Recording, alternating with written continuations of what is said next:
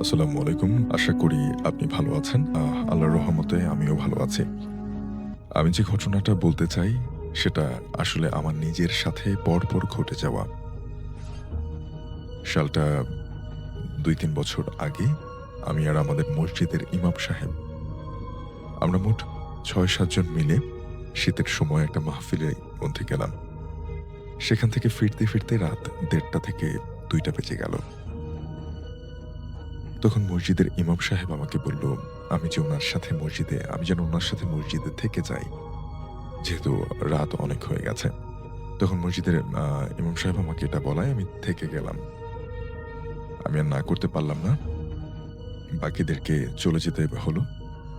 মাহফিল থেকে আসার সময় তাবারুক হিসেবে বিরিয়ানি দিল সবাইকে। আমি আর ইমাম সাহেব দরজা খোলা রেখে সেই বিরিয়ানি খেতে শুরু করলাম। তখন আমি নিজেই দেখলাম যে জগের মধ্যে পানি নেই। তাই আমি চলে গেলাম পানি আনতে। মসজিদের টিউবওয়েলটা ছিল ঠিক রাস্তার পাশে। টিউবওয়েলে পানির জন্য চাপ দিতে গেলে ঠিক পিছনে একটা বাঁশঝাড় পড়ে। অর্থাৎ টিউবওয়েলের হাতলটা যেদিকে রয়েছে তার ঠিক পেছনে একটা বাঁশঝাড় রয়েছে। আমি তখন পানির জন্য চাপ দিচ্ছি। ঠিক তখনই আমার মনে হচ্ছে পেছনের বাঁশঝাড় থেকে কোনো একটা বাচ্চা আমাকে ওই, ওই বলে ডাকছে। আমি ততটা গুরুত্ব না দিয়ে পানির জন্য টিউবওয়েলে চাপ দিচ্ছি। তখন যখনই চাপ দেই তখন আবার ওই, ওই করে একটা ডাক দিল। আমি সাথে পেছন দিকে তাকিয়ে দেখি কেউ নেই। আমার বাঁশঝাড়ের মধ্যে কেমন যেন অন্ধকার একটু বেশি দেখাচ্ছে। অর্থাৎ বাসার একটা জায়গাতে একটু বেশি অন্ধকার লাগছিল। তার পরপরই আমি আবার টিউবওয়েলে চাপ দিতে না দিতেই আমার ঠিক পেছনে এসে জোরে এবার ওই করে একটা ডাক দিল। আমি সবকিছু ফেলে চিৎকার করে উঠলাম। তখন মসজিদের ইমাম সাহেব দৌড়ে এলো আমার চিৎকার শুনে।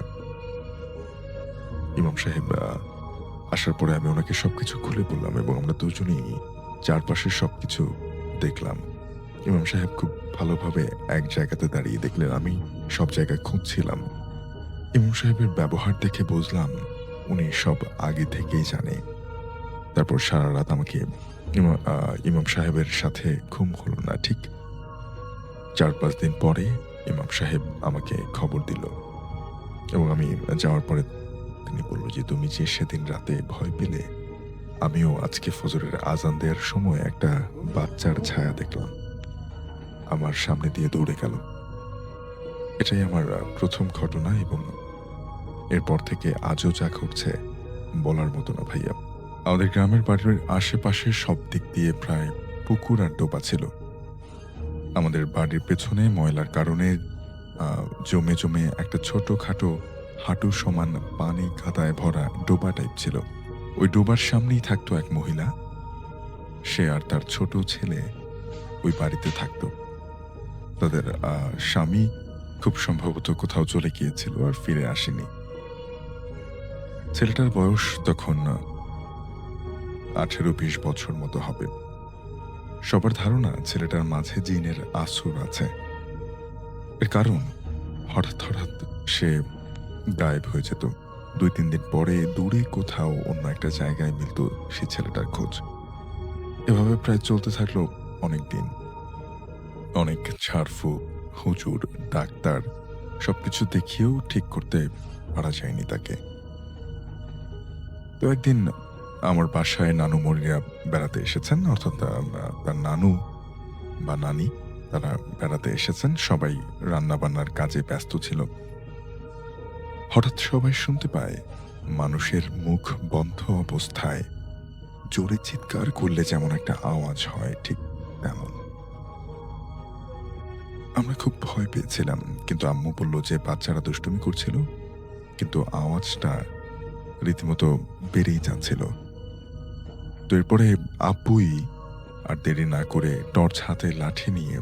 আ টর্চ হাতে আর লাঠি নিয়ে বেরিয়ে পড়ল বাসা থেকে। পরে আব্বু আসলে তার মুখে শুনতে পাই কাহিনী।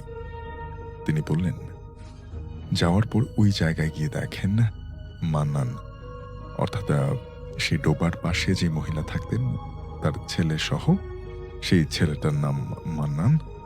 মান্নান গলা পর্যন্ত কাদার ভেতরে আটকে আছে। আর অনেকেই অবাক হয়, কারণ সেখানে হাঁটু পরিমাণ কাদা রয়েছে, এর নিচে শক্ত মাটি। হাঁটু পরিমাণ কাদায় কিভাবে সে গলা পর্যন্ত ভেতরে ঢুকে আছে, সেটা সবার কাছেই অবিশ্বাস্য লাগছিল। তারপর আব্বু সহ সবাই ধরে টেনে বের করে তাকে ওখান থেকে। ওকে কাদা থেকে তুলে ওর শরীর ধোয়ানোর পর দেখা গেল তার শরীরের বিভিন্ন অংশে ক্ষতের চিহ্ন ছিল, যা দেখে স্বাভাবিক কোনো ক্ষত মনে হচ্ছিল না। ওর হুঁশ আসে প্রায় ৩ ঘন্টা পরে। আব্বুরা ততক্ষণে বাড়িতে এসে পড়েছিল, আর কিছুদিন পরেই আবার উধাও হয়ে যায় সেই ছেলেটা। প্রায় ২ দিন অনেক খোঁজাখুঁজির পরে অনেক দূরে কোথাও একটা তার খোঁজ মেলে। আমাদের হুজুর, যিনি আমাদের কোরআন পড়াতেন, তার সাথে খুব খাতির ছিল সেই ছেলেটার। তার সাথে কান্না করে এসব বিষয় নিয়ে বলছিল সবার সামনে। হুজুর তাকে আশ্বাস দিয়েছিলেন সব ঠিক হয়ে যাবে, কিন্তু ভাগ্যের নির্মম পরিহাস, তার আর বেঁচে থাকা সম্ভব হয়নি। সে ১ সপ্তাহ পরে বিষ খেয়ে ছেলেটা মারা যায়। আসসালামু আলাইকুম প্রিয় লিসেনার্স, এপিসোডটি সাজানো হয়েছে অনেকগুলো ভয়ানক ঘটনা নিয়ে। আপনারা ইতিমধ্যেই কিন্তু কয়েকটি ভয়ানক ঘটনা শুনতে পেয়েছেন। আমরা এখন আরো কয়েকটি ভয়ানক ঘটনার মধ্যে চলে যাব, যে ঘটনাগুলো কিন্তু সত্যি অনেকটাই ভয়ানক। গ্রামের ঘটনা এবং থাকছে শহরের ঘটনা এবং অ্যাম্বুলেন্সেরও কিছু ঘটনা। তো প্রিয় লিসেনার্স, অবশ্যই কিন্তু আপনারা শেষ পর্যন্ত আমাদের সাথেই থাকবেন। চলেন ঘটনাগুলো শুনে নেই। ১৯৮০ থেকে ৯০ সালের মধ্যে, কিন্তু এক্সাক্ট আসলে কত সাল এটা কেউ বলতে পারেনি, বা আলামিনও আমাকে এটা তথ্যটি জানাতে পারেনি। কিন্তু সময়টি ১৯৮০ থেকে ৯০ এর মধ্যে, এটা নিশ্চিত। ওই গ্রামের ২ জন প্রভাবশালী ব্যক্তি ছিলেন। তারা অত্যন্ত ধনী মানুষ ছিলেন এবং অনেক ভালো মানুষ ছিলেন। গ্রামের অনেক কল্যাণমূলক কাজ, জনকল্যাণমূলক কাজ তারা করতেন। মসজিদ, মাদ্রাসা, স্কুল, কলেজ, অনেক কিছুতে তাদের অবদান ছিল।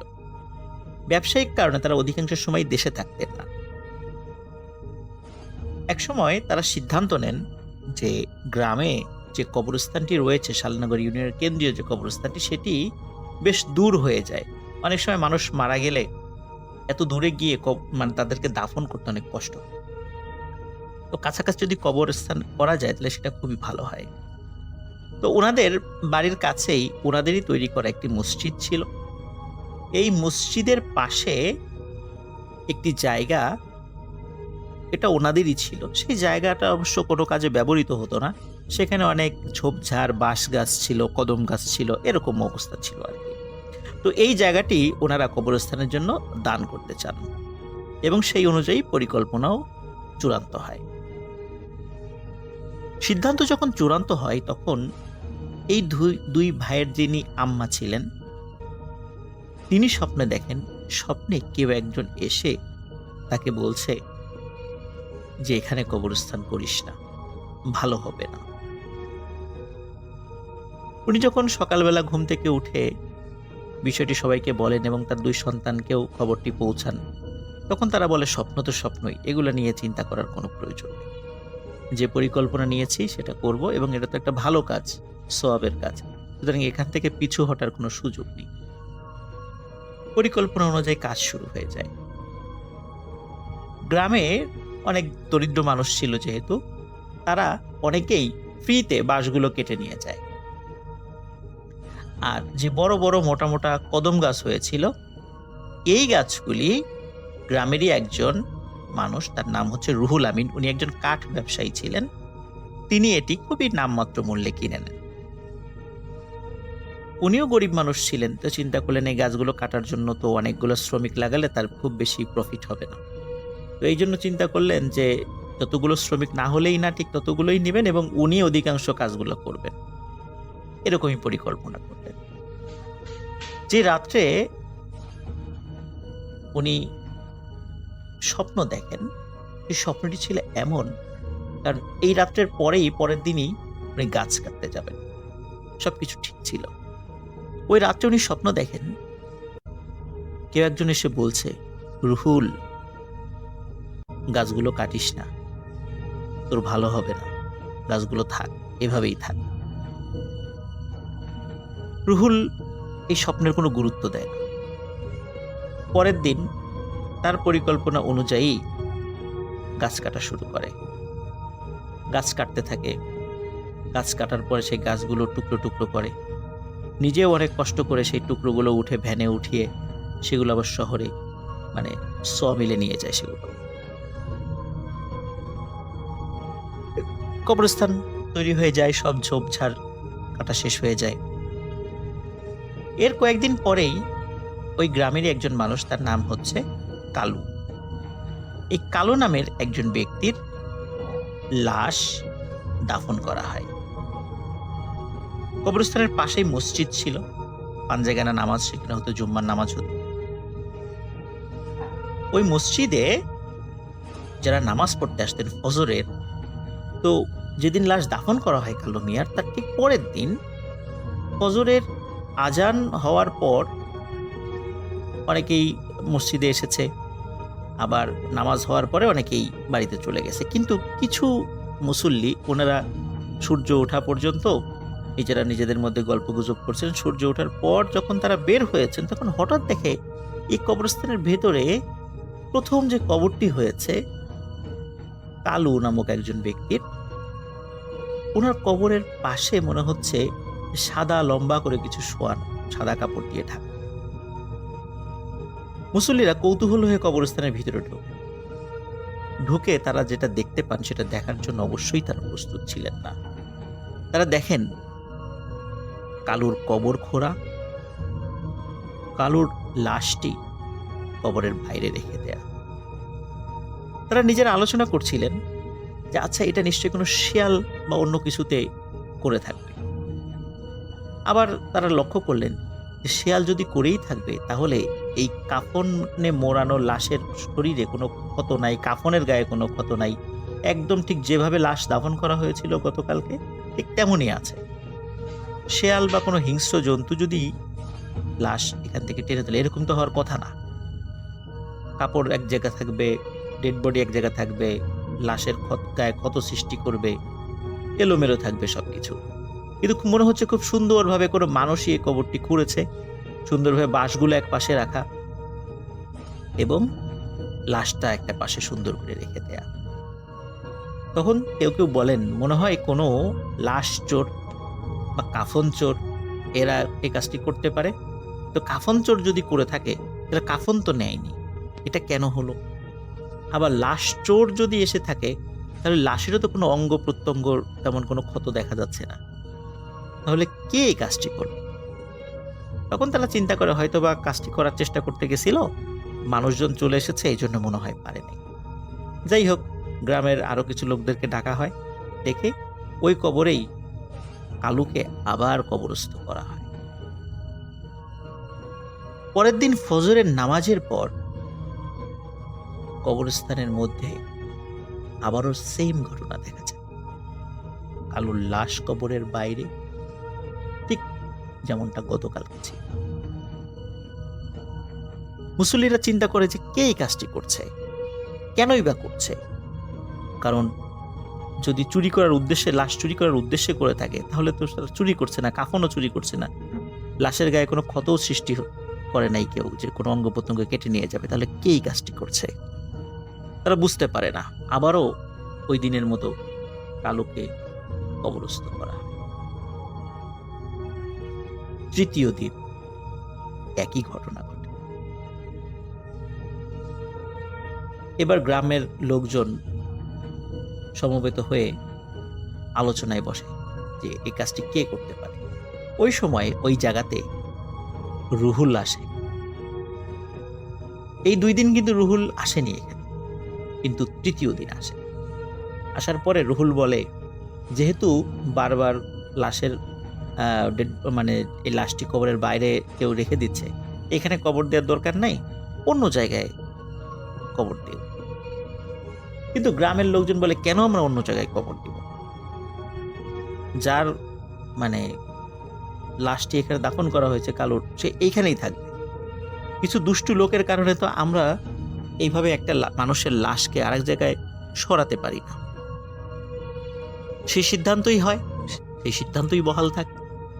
কালুকে আবারও ওই একই কবরে রাখা হয়। অদ্ভুত ব্যাপার, চতুর্থ দিন কিন্তু আর কোনো ঘটনা ঘটেনি, একদম স্বাভাবিক। চতুর্থ দিন আর কালুর লাশকে কবরের বাইরে দেখা যায়।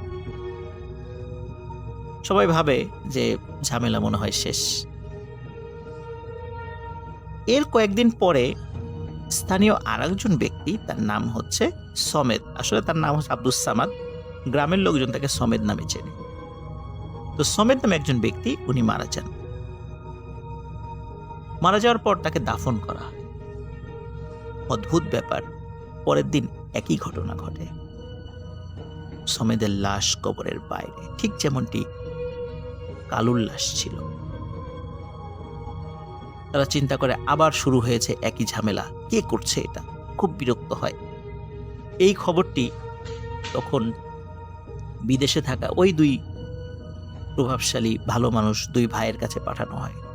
তখন তারা দুজন বলে যে তোমরা এখানে পাহারা বসাও, কে এই কাজটি করে তাকে ধরো।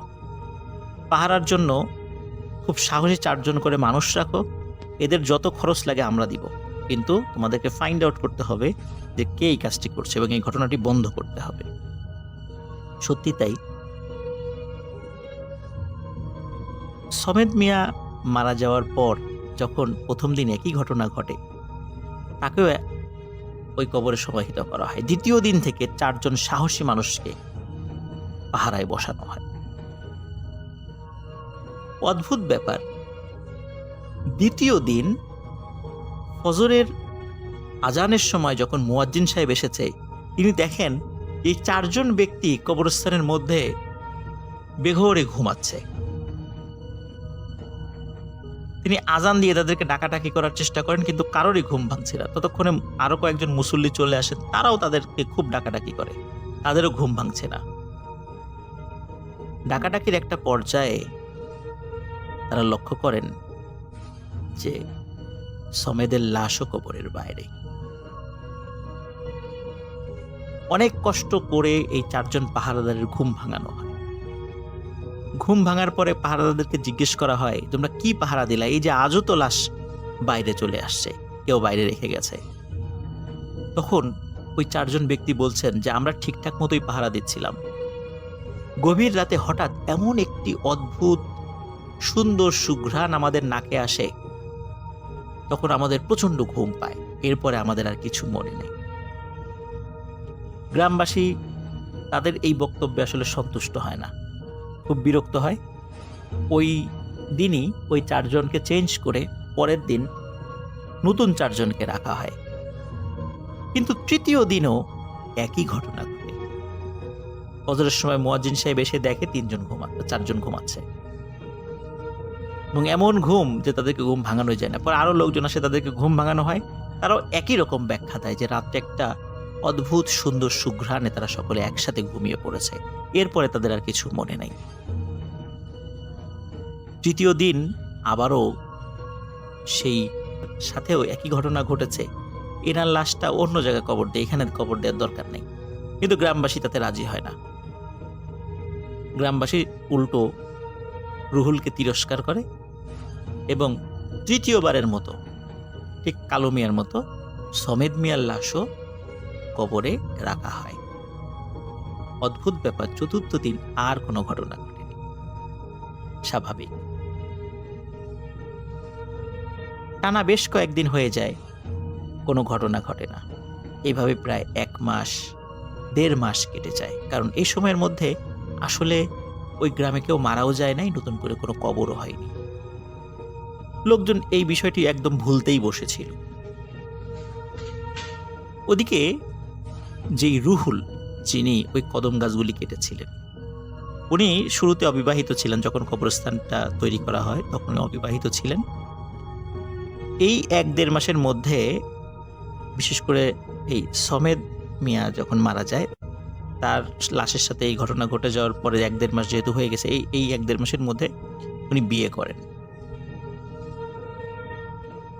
একদিন রাতে ওনার স্ত্রী খেয়াল করেন যে রুহুল বিছানায় নেই। রাতের বেলা সাধারণত গ্রামের বাড়িতে যে সমস্ত ঘর বাড়িতে ইলেকট্রিসিটি নেই, একটি হারিকেন জ্বালানো থাকে। হারিকেনের আলোটি অনেক অল্প করে থাকে, ঠিক আমরা যেমন ঘরের মধ্যে ডিম লাইট জ্বালানো রাখি, ঠিক ডিম লাইটের কাজ করে সেই হারিকেনটি। হারিকেনের খুবই আবসা আলোয় রুহুলের স্ত্রী লক্ষ্য করেন যে রুহুল ঘরে নেই। তিনি চিন্তা করেন যে ঘরে নেই, গরমের সময় ফ্লোরে ঘুমিয়েছে কিনা। ফ্লোরের দিকে তাকে যতটুকু বুঝতে পারেন আবসা আলোতে যে রুহুল ঘরে নেই। উনি হারিকেনের আলো জ্বালিয়ে দেন, মানে বাড়িয়ে দেন। বাড়ানোর পরে অদ্ভুত ব্যাপার উনি লক্ষ্য করেন, ঘরের দরজা বন্ধ কিন্তু ঘরের কোথাও রুহুল নেই। তার স্ত্রী ঘরের দরজা খুলে জোরে চিৎকার করে ওঠেন। দেখেন তার স্বামী মানে রুহুল ঘরের বারান্দার উপরে অচেতন অবস্থায় পড়ে আছে, সারা গায়ে ধুলো, কাদা, মাটি এগুলো মাখানো। তিনি যখন বারবার চিৎকার করছিলেন, এর মধ্যে রুহুলের জ্ঞান ফেরে। রুহুল তাকে বলে, এই চিৎকার করো না, থামো থামো। এই বলে স্ত্রীর মুখ চেপে ধরে, শব্দ করো না। তখন স্ত্রী বলে, তুমি বাইরে আসলা কিভাবে, ঘরের দরজা বন্ধ? বলে যে সব বলছি, আগে আমি গোসল করে আসি, তোমাকে সব ভুলে বলছি। রুহুল গোসল করে আসে। গোসল করে আসার পর তার স্ত্রী তার শরীরে সরিষার তেল মাখতে শুরু করে। মাখতে মাখতে হঠাৎ তার স্ত্রী রুহুলের পিঠের দিকে খেয়াল করে দেখে রুহুলের পিঠে 3টি মোটা মোটা দাগ। 2টো দাগ বেশ পুরনো মনে হচ্ছে এবং একটি দাগ মনে হচ্ছে মাত্র হয়েছে। এই দাগগুলো এমন ছিল যে লোহার শিক পুড়িয়ে যদি গায়ে ছেঁকা দেওয়া হয় ঠিক যেমন দাগ হয়ে যায়, ঠিক তেমন দাগ। তার স্ত্রী তাকে জিজ্ঞেস করে যে তোমার শরীরে এই 3টি দাগ কোথা থেকে আসলো? তখন রুহুল এই দাগের বিষয়ে কিছু বলতে পারে না, কারণ রুহুল জানতোই না তার পিঠে দাগ আছে। তখন তার স্ত্রী বলে যে তুমি বলো কেন এই দাগ হলো এবং এই যে ঘটনাটি ঘটলো দরজা বন্ধ থাকা পরেও তুমি কিভাবে ঘরের বাইরে গেলে? তখন রুহুল কিছু বিষয় বলে। রুহুল বলে যে এই যে কালু এবং সমেদ, যাদের লাশ 3-3বার কবরের বাইরে রাখা হয়েছে, তুমি কি জানো এই কাজটি কে করে? রুহুল স্ত্রী বলে না, জানি না। বলে এই কাজটি আমিই করি এবং আজকে রাতেও এই গ্রামের একজন মহিলা মারা গিয়েছিল, রাত্রেই তাকে দাফন করা হয় এবং তার লাশটিও আমি মাত্র কবরের বাইরে বের করে রেখে এসেছি। তার স্ত্রী বলে যে তুমি কেন এই কাজটি করছো, এমন জঘন্য কাজ কেন করছো? তখন রুহুল বলে যে আমি তো আসলে করি না, আমাকে দিয়ে করানো হয়। গভীর রাতে হঠাৎ আমি অদ্ভুত সুন্দর সুঘ্রাণ পাই। এই সুঘ্রাণ পাওয়ার সাথে সাথে কেউ আমাকে বলে, রুহুল কাজের সময় হয়েছে, চলো। তখন আমার শরীরের উপর কোনো নিয়ন্ত্রণ থাকে না, মনে হচ্ছে কেউ আমাকে হাঁটিয়ে নিয়ে চলে যাচ্ছে, কিন্তু আমি কিছু বুঝতে পারি না। মনে হয় আমি আধো ঘুম আধো জাগ্রত অবস্থায় আছি, কিছু বুঝতে পারি না। আমি হাঁটতে হাঁটতে সে কবরস্থানের কাছে চলে যাই। তখন কেউ বলে, রুহুল কবর খোঁড়া শুরু করো। আমি কবর খুঁড়ি। কবর খোঁড়া শেষে কেউ বলে, রুহুল লাশটি সুন্দর করে উঁচু করে কবরের বাইরে রেখে দিয়ে চলে যাও। আমি কবরের বাইরে লাশটি রেখে চলে যাই, কিন্তু চলে যাওয়ার সময় তারপরে আমি সবকিছু ভুলে যাই। তারপরে আমি সেন্সলেস হয়ে যাই। যখন জ্ঞান ফেরে তখন আমি দেখি আমার ঘরের মেঝেতে পড়ে আছি, অথবা ঘরের বারান্দায় পড়ে আছি, অথবা কলপারে পড়ে আছি। প্রতিবারই একই রকমের ঘটনা ঘটেছে, কিন্তু এটি আমি ইচ্ছা করে করি না।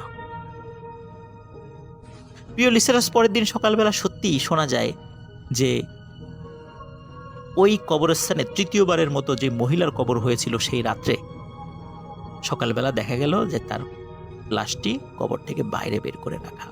কিন্তু কে করছে গ্রামবাসী তখনও জানে না। এদিকে তার স্ত্রী রুহুলকে বলে যে এভাবে চলতে পারে না, এর একটা সমাধান দরকার। কিন্তু এই কথা তো কাউকে বলতে পারছে না। গ্রামের যদি লোকজন জানে যে রুহুল এই কাজটি করে, তাহলে কি অবস্থা হবে? গ্রামবাসী ক্ষেপে যাবে। তখন রুহুলের স্ত্রী রুহুলকে তার মায়ের কাছে নিয়ে যায়, মানে রুহুলের স্ত্রীর মা, মানে রুহুলের শাশুড়ির কাছে নিয়ে যায়। শাশুড়ির কাছে বিষয়টি বলে। শাশুড়ি একজন খুব ভালো হুজুরের সাথে পরিচয় ছিল, তিনি সেই হুজুরের কাছে নিয়ে যান। তখন হুজুর বলে, আসলে রুহুল যেই গাছটি কেটেছিল, কদম গাছ, এই কদম গাছে খুব শক্তিশালী একটি জিনের পরিবার বসবাস করত। তারা তাকে স্বপ্নে দেখিয়েছিল, কিন্তু তারপরও রুহুল সে গাছটি কাটে। এবং ওই জিনেরা বলেছে, রুহুল ঠিক যেভাবে গাছগুলো টুকরো টুকরো করে কেটে নিয়ে গেছে, আমার পরিবারকে ছিন্ন বিচ্ছিন্ন করে দিয়েছে, রুহুলের জীবনকেও আমি এরকম ছিন্ন বিচ্ছিন্ন করে দিব। এই জন্যই রুহুলকে দিয়েই এই লাশগুলি কবর থেকে উঠিয়ে রাখছে। এটা রুহুলের শাস্তি। আর যাতে মানুষ ভয় পেয়ে এই কবরস্থান আর ব্যবহার না করে, এই জন্যও এই কাজগুলো করানো হচ্ছে। এখন এর সমাধান কি? তখন হুজুর বলে যে, আমি একটু তেল পড়া, ঝাড়ফুঁক এবং আমি একটি তাবিজ হাতে বেঁধে দিলাম। যতদিন হাতে তাবিজ থাকবে ততদিন ওর কোনো সমস্যা হবে না, কিন্তু খেয়াল রেখো এই তাবিজ যেন না পড়ে যায়। তাবিজ পড়ে গেলে তখন কিন্তু আবার রুহুলকে দিয়ে কাজ করানো শুরু হবে। রুহুল চলে যায় সেখান থেকে। মজার বিষয় হচ্ছে, ওই কবরস্থানে আরো কবর হয়েছে। এক বছর বা প্রায় 1.5 বছরের মধ্যে বেশ কিছু কবর হয়েছে, কিন্তু ওই কবরগুলোর সাথে আর সেই ঘটনা ঘটেনি। কবরগুলো স্বাভাবিক ছিল। গ্রামবাসী ভুলেই গিয়েছে যে এখানে আর কোনো পাহারা বসাতে হবে বা এই টাইপের ঘটনা ঘটেছিল। তাদের আর মনে নেই, তারা ভেবেছে যে সব কিছু স্বাভাবিক হয়ে গেছে। এক রাতে গ্রামবাসীর কাছে খবর আসে যে স্থানীয় রঘুনাথপুর মাদ্রাসার যিনি মোহতামিম বা প্রধান শিক্ষক, নাম হচ্ছে হাফেজ মাওলানা মোহাম্মদ হাসান, যাকে সবাই স্থানীয়ভাবে সেলিম হুজুর নামেই জানে। তিনি সেলিম হুজুর নামে পরিচিত। অত্যন্ত বুজুর্গ একজন মানুষ ছিলেন এই সেলিম হুজুর। সেলিম হুজুরের জানাজাতেও রুহুল আমিন শরীক হন। সেলিম হুজুরকেও ওই একই কবরস্থানে দাফন করা হয়। দাফন করে রুহুল বাড়িতে চলে আসে। বাড়িতে এসে স্ত্রীর সাথে বসে খাওয়া দাওয়া করে শুয়ে পড়ে। গভীর রাতে হঠাৎ তার স্ত্রী এবং রুহুল একই সাথে সেই অদ্ভুত সুন্দর সুঘ্রাণ তারা উপলব্ধি করে। তখন রুহুল বলে যে, এই যে দেখেছো, এই শুনেছো যে সেই সুঘ্রাণ কিন্তু পাচ্ছি, আমাকে আবার কাজে যেতে হবে, আমাকে আর কেউ আটকিয়ে রাখতে পারবে না। তার স্ত্রী তখন খেয়াল করে রুহুলের হাতে সেই তাবিজটি আর নেই, হয়তোবা কোনো কারণে তাবিজটি খুলে গেছে। তার স্ত্রী স্পষ্টভাবে বুঝতে পারে যে সে তার নিজের উপরও কন্ট্রোল হারিয়ে ফেলেছে। মানে তার স্ত্রীও যে তার রুহুলকে বাধা দেবে সে ক্ষমতা তার নেই। রুহুলের স্ত্রীও অর্ধ জাগ্রত অর্ধ ঘুমে এমন অবস্থায় চলে যায়। সে খালি কিছুটা দেখতে পাচ্ছে যে রুহুল চলে যাচ্ছে ঘরের বাইরে। ওদিকে রুহুলেরও একই অবস্থা, তারও শরীরের উপর নিয়ন্ত্রণ নেই। কেউ রুহুলকে বলছে, রুহুল চলো, কাজ শুরু করতে হবে। রুহুল চলে যায়। রুহুল কবরের কাছে যায়। কেউ বলে, রুহুল কবর খোঁড়া শুরু করো। রুহুল কবর খোঁড়া শুরু করে। কবর খোঁড়া শেষে কেউ বলে, রুহুল লাশটি উপরে উঠাও। রুহুল যখনই লাশটি উপরে উঠায়, হঠাৎ ওই লাশটি তার একটি হাত দিয়ে রুহুলের হাতকে চেপে ধরে। এমন ভাবে চেপে ধরে মনে হচ্ছে যে রুহুলের হাড় গোড় ভেঙে গুঁড়ো গুঁড়ো হয়ে যাচ্ছে। এরপরে রুহুলের কিছু মনে নেই। পরের দিন ফজরের সালাতের পর মসজিদের মুসল্লিরা দেখে যে সেলিম হুজুরের কবর যেটা রাত্রে হয়েছিল, এই কবরটি খোঁড়া। মনে হচ্ছে কবরের এক পাশে একটা মাথা দেখা যাচ্ছে এবং দুইটা হাত দুই দিকে ছড়িয়ে আছে। লোকজন তাড়াতাড়ি কাছে যায়, কবরের কাছে গিয়ে দেখে যে রুহুল কবরের মধ্যে একরকম দাঁড়ানো অবস্থায় আছে, কিন্তু দাঁড়ানো অবস্থায় ও কবরের একটা পাশে সে অজ্ঞান হয়ে পড়ে আছে, মাথাটা বাইরে এবং দুইটা হাত দুই পাশে দিয়ে সে অজ্ঞান হয়ে পড়ে আছে।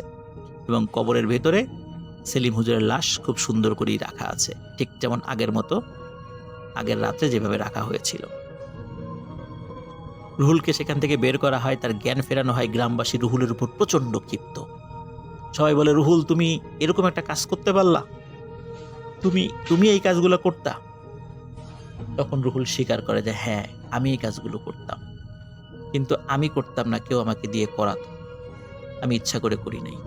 তখন গ্রামবাসীর মধ্যে কেউ কেউ বলে, তুমি নিশ্চয়ই তান্ত্রিক কবিরাজের কাছ থেকে টাকা খেয়ে কাফনের কাপড়ের কোনো অংশ কেটে নিয়ে যাইতা, বা কুফুরি কালাম করার জন্য তাদেরকে সহযোগিতা করতা, অথবা যারা লাশ চোর আছে, যারা মেডিকেল স্টুডেন্ট আছে, তাদের কাছে লাশ বিক্রি করার জন্য তুমি দেন দরবার করতা, বা তুমি এই কাজটি করতা, কিন্তু সফল হতা না। কিন্তু রুহুল সব কথা অস্বীকার করে, সে বারবার বোঝানোর চেষ্টা করে। কিছু কিছু লোক তো রুহুলকে মারার জন্য লাঠি নিয়ে চলে আসে, মেরেই ফেলবে, রুহুলকে পিটিয়েই মেরে ফেলবে। ওদিকে রুহুলের স্ত্রী খবর পেয়ে সে চলে আসে সেখানে, এসে সবাইকে বিষয়টি খুলে বলে এবং সাক্ষী হিসাবে যে হুজুরের কাছ থেকে তাবিজ এবং তেল পড়া পানি পড়া নিয়ে এসেছিল তাকেও তার রেফারেন্স দেয়া হয়। তার সাথেও যোগাযোগ করে ঘটনার যখন সত্যতা পাওয়া যায়, গ্রামবাসী বিশ্বাস করে এবং তখন গ্রামবাসী সেই দুই প্রভাবশালী ভাইকে সব বিষয় জানায়। সকলের সাথে পরামর্শ করে ওই দুই প্রভাবশালী ভাই একমত হন যে এইখানে আর কোনো কবর দেয়া যাবে না। সেলিম হুজুরের লাশই এখানকার শেষ লাশ হবে। সত্যি তাই, ওই কবরস্থান এখন পরিত্যক্ত। সেলিম হুজুরের লাশই সেখানকার শেষ লাশ, এরপরে আর কোনো কবর এখন পর্যন্ত সেখানে দেওয়া হয়নি। সেই মসজিদও এখনো আছে, সেই পরিত্যক্ত কবরস্থানও এখানে আছে।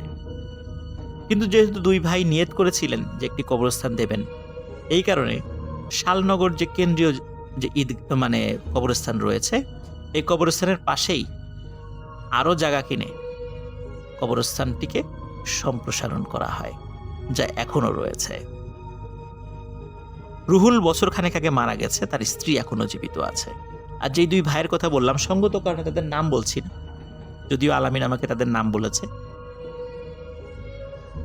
দুই ভাইয়ের মধ্যে এক ভাই মারা গেছেন, আর এক ভাই এখনো বিদেশে আছেন। কিন্তু এই দুই ভাইয়ের যিনি প্রথম স্বপ্নে দেখেছিলেন, তিনি এখনো জীবিত আছেন। এই ঘটনাটা শেয়ার করছি। এই ঘটনাটা একটা লাশ চুরি করার ঘটনা। তো ঘটনাটা অনেক বেশি ভয়ানক লেগেছে আমার কাছে, এজন্যই শেয়ার করছি। তো ঘটনাটা শুরু হয় আজ থেকে প্রায় অনেক বছর আগের আর কি একটা ঘটনা। ঘটনাটা শুরু হওয়ার বেশ কিছুদিন পরে আবার মানুষ জানতে পারে, তারপর আর কি সেটা ছড়িয়ে যায়। ঘটনাটা সরাসরি চলে যাচ্ছি। রাত তখন প্রায় ৩টা বাজে, আর সেই গ্রামের নামটা ছিল কাশিমপুর। এমন একটা অবস্থা বা শীতের দিনের একটা রাত আর কি, যেই রাতে এই কাশিমপুর গ্রামের একজন মানুষ বলতে ওনাকে মানুষ বলা যাবে না, উনি একজন তান্ত্রিক আর কি, কবিরাজ টাইপের লোক। তো তিনি কি করেন, এই যে গ্রামের যে নতুন যেই লাশগুলো থাকে দাফন করা হয়, সেই লাশের কাফনগুলো চুরি করেন।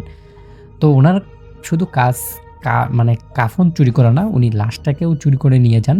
নিয়ে গিয়ে পরবর্তী সময় সেটাকে বিভিন্ন রকমের হাড় নাড়বড়ি এগুলো নিয়ে নাকি আর কি তিনি রিসার্চ করেন বা অন্যখানে বিক্রি করে দেন।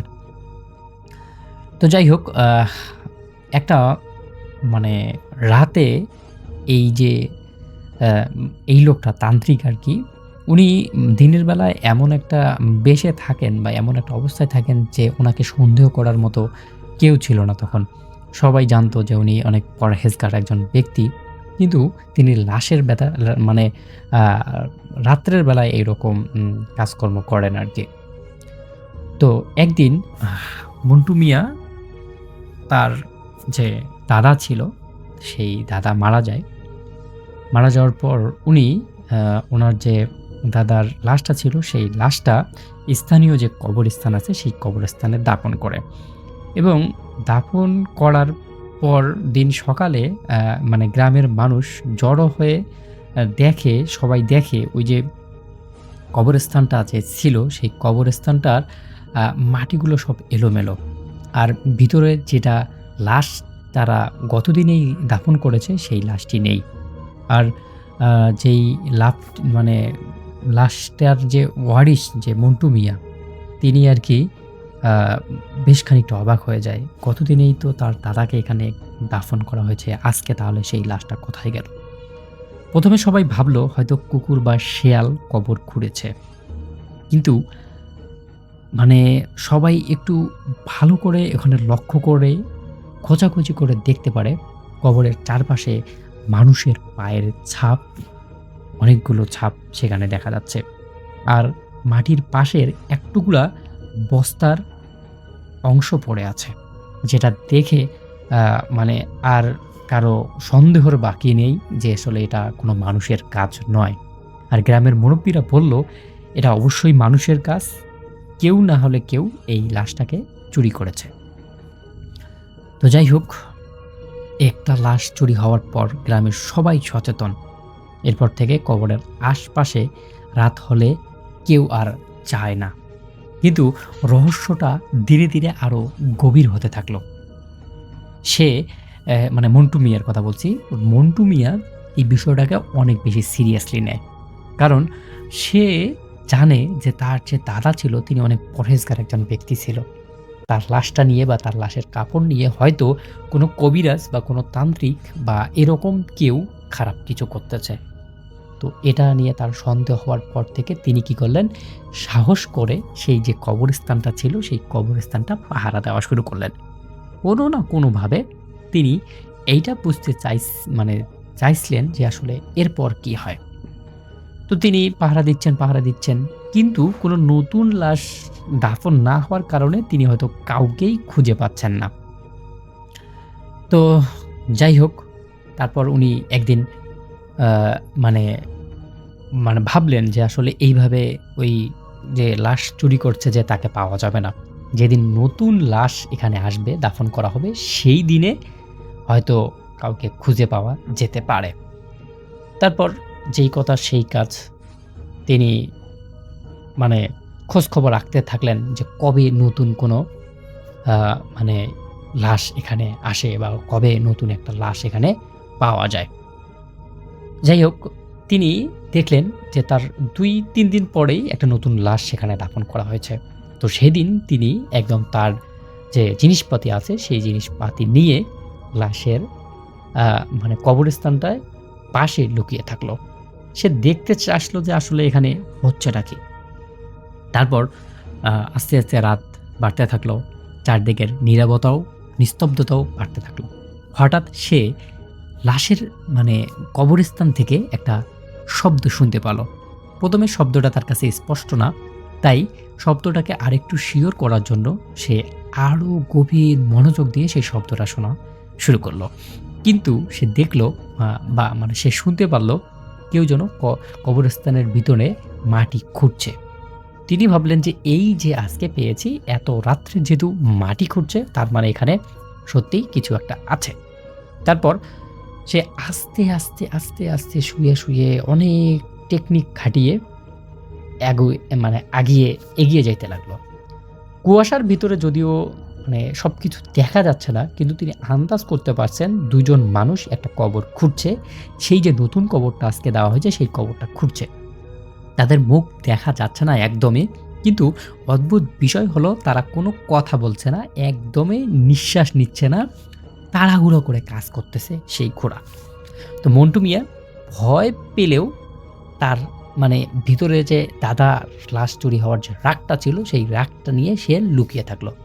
কিছুক্ষণ পর দেখলো এই যে ২ জন মানুষ, এই ২ জন মানুষ লাশটা খোঁড়া শেষ করলো। শেষ করার পর লাশটাকে বের করলো।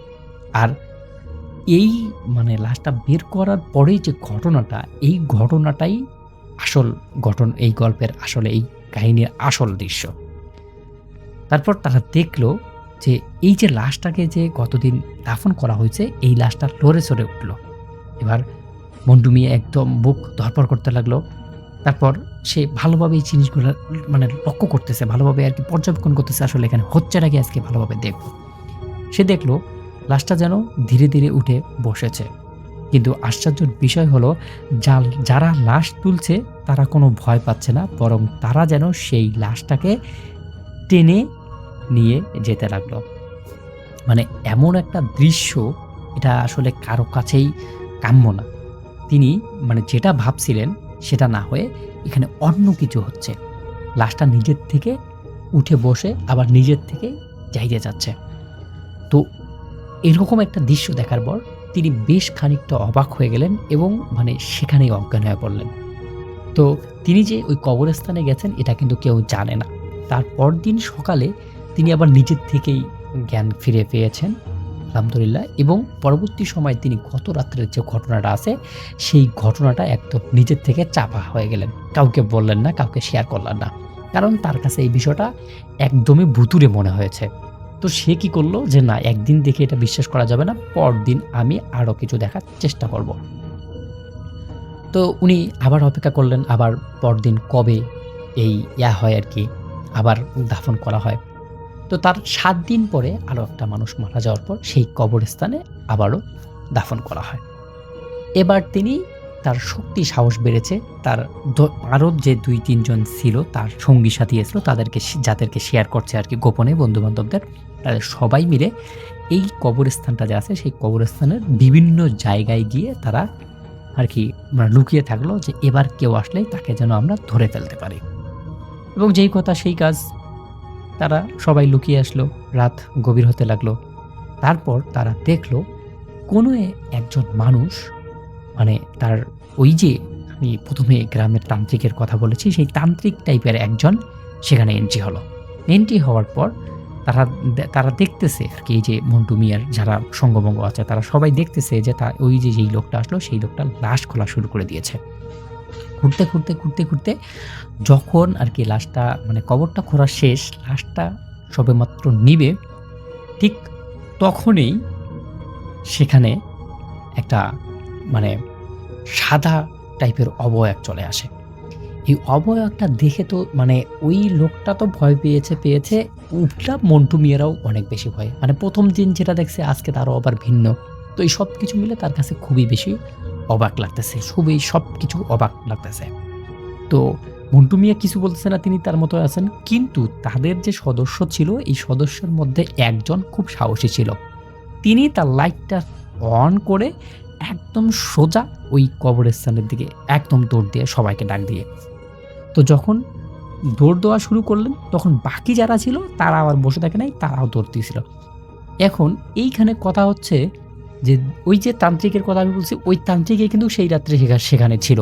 ওই তান্ত্রিক এখন যখন দেখতেছে সব দিক দিয়ে লাইটটা জ্বলতেছে, সেই তান্ত্রিক সেখানে আর দেরি না করে একদিকে ভোঁদড় দেয়। যখন দেয় তখন বিভিন্ন জায়গায় যখন ঘোরাঘুরি করে একদম ওই তান্ত্রিকটা কোনো না কোনোভাবে সেটা থেকে পালিয়ে যায়। পালিয়ে যাওয়ার পর তারা এই যে মানে মন্টু মিয়া সহ আর বাকি যারা ছিল তারা আরকি বেশ হতাশ হয়ে যায়। কারণ এতজন থাকার পরেও সে ওই লোকটাকে ধরতে পারে না। পরদিন সকালে শোনা যায় ওই তান্ত্রিককে আর কোথাও খুঁজে পাওয়া যাচ্ছে না।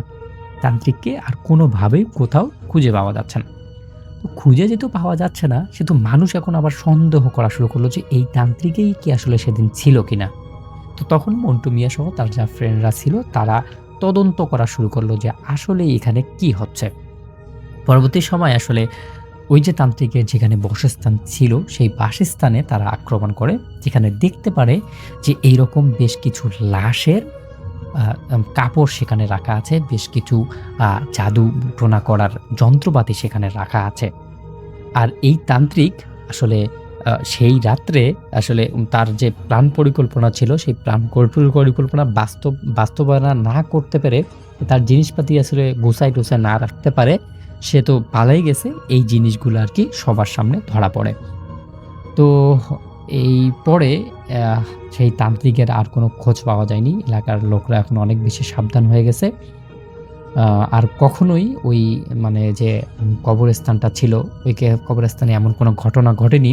তারপর এলাকাবাসীর উদ্যোগে সেখানে সোলার প্যানেল লাগিয়ে সেখানে আর আলোকিতর ব্যবস্থা করা হয়। এই কবরস্থানটা এখন ঠিকঠাক আছে।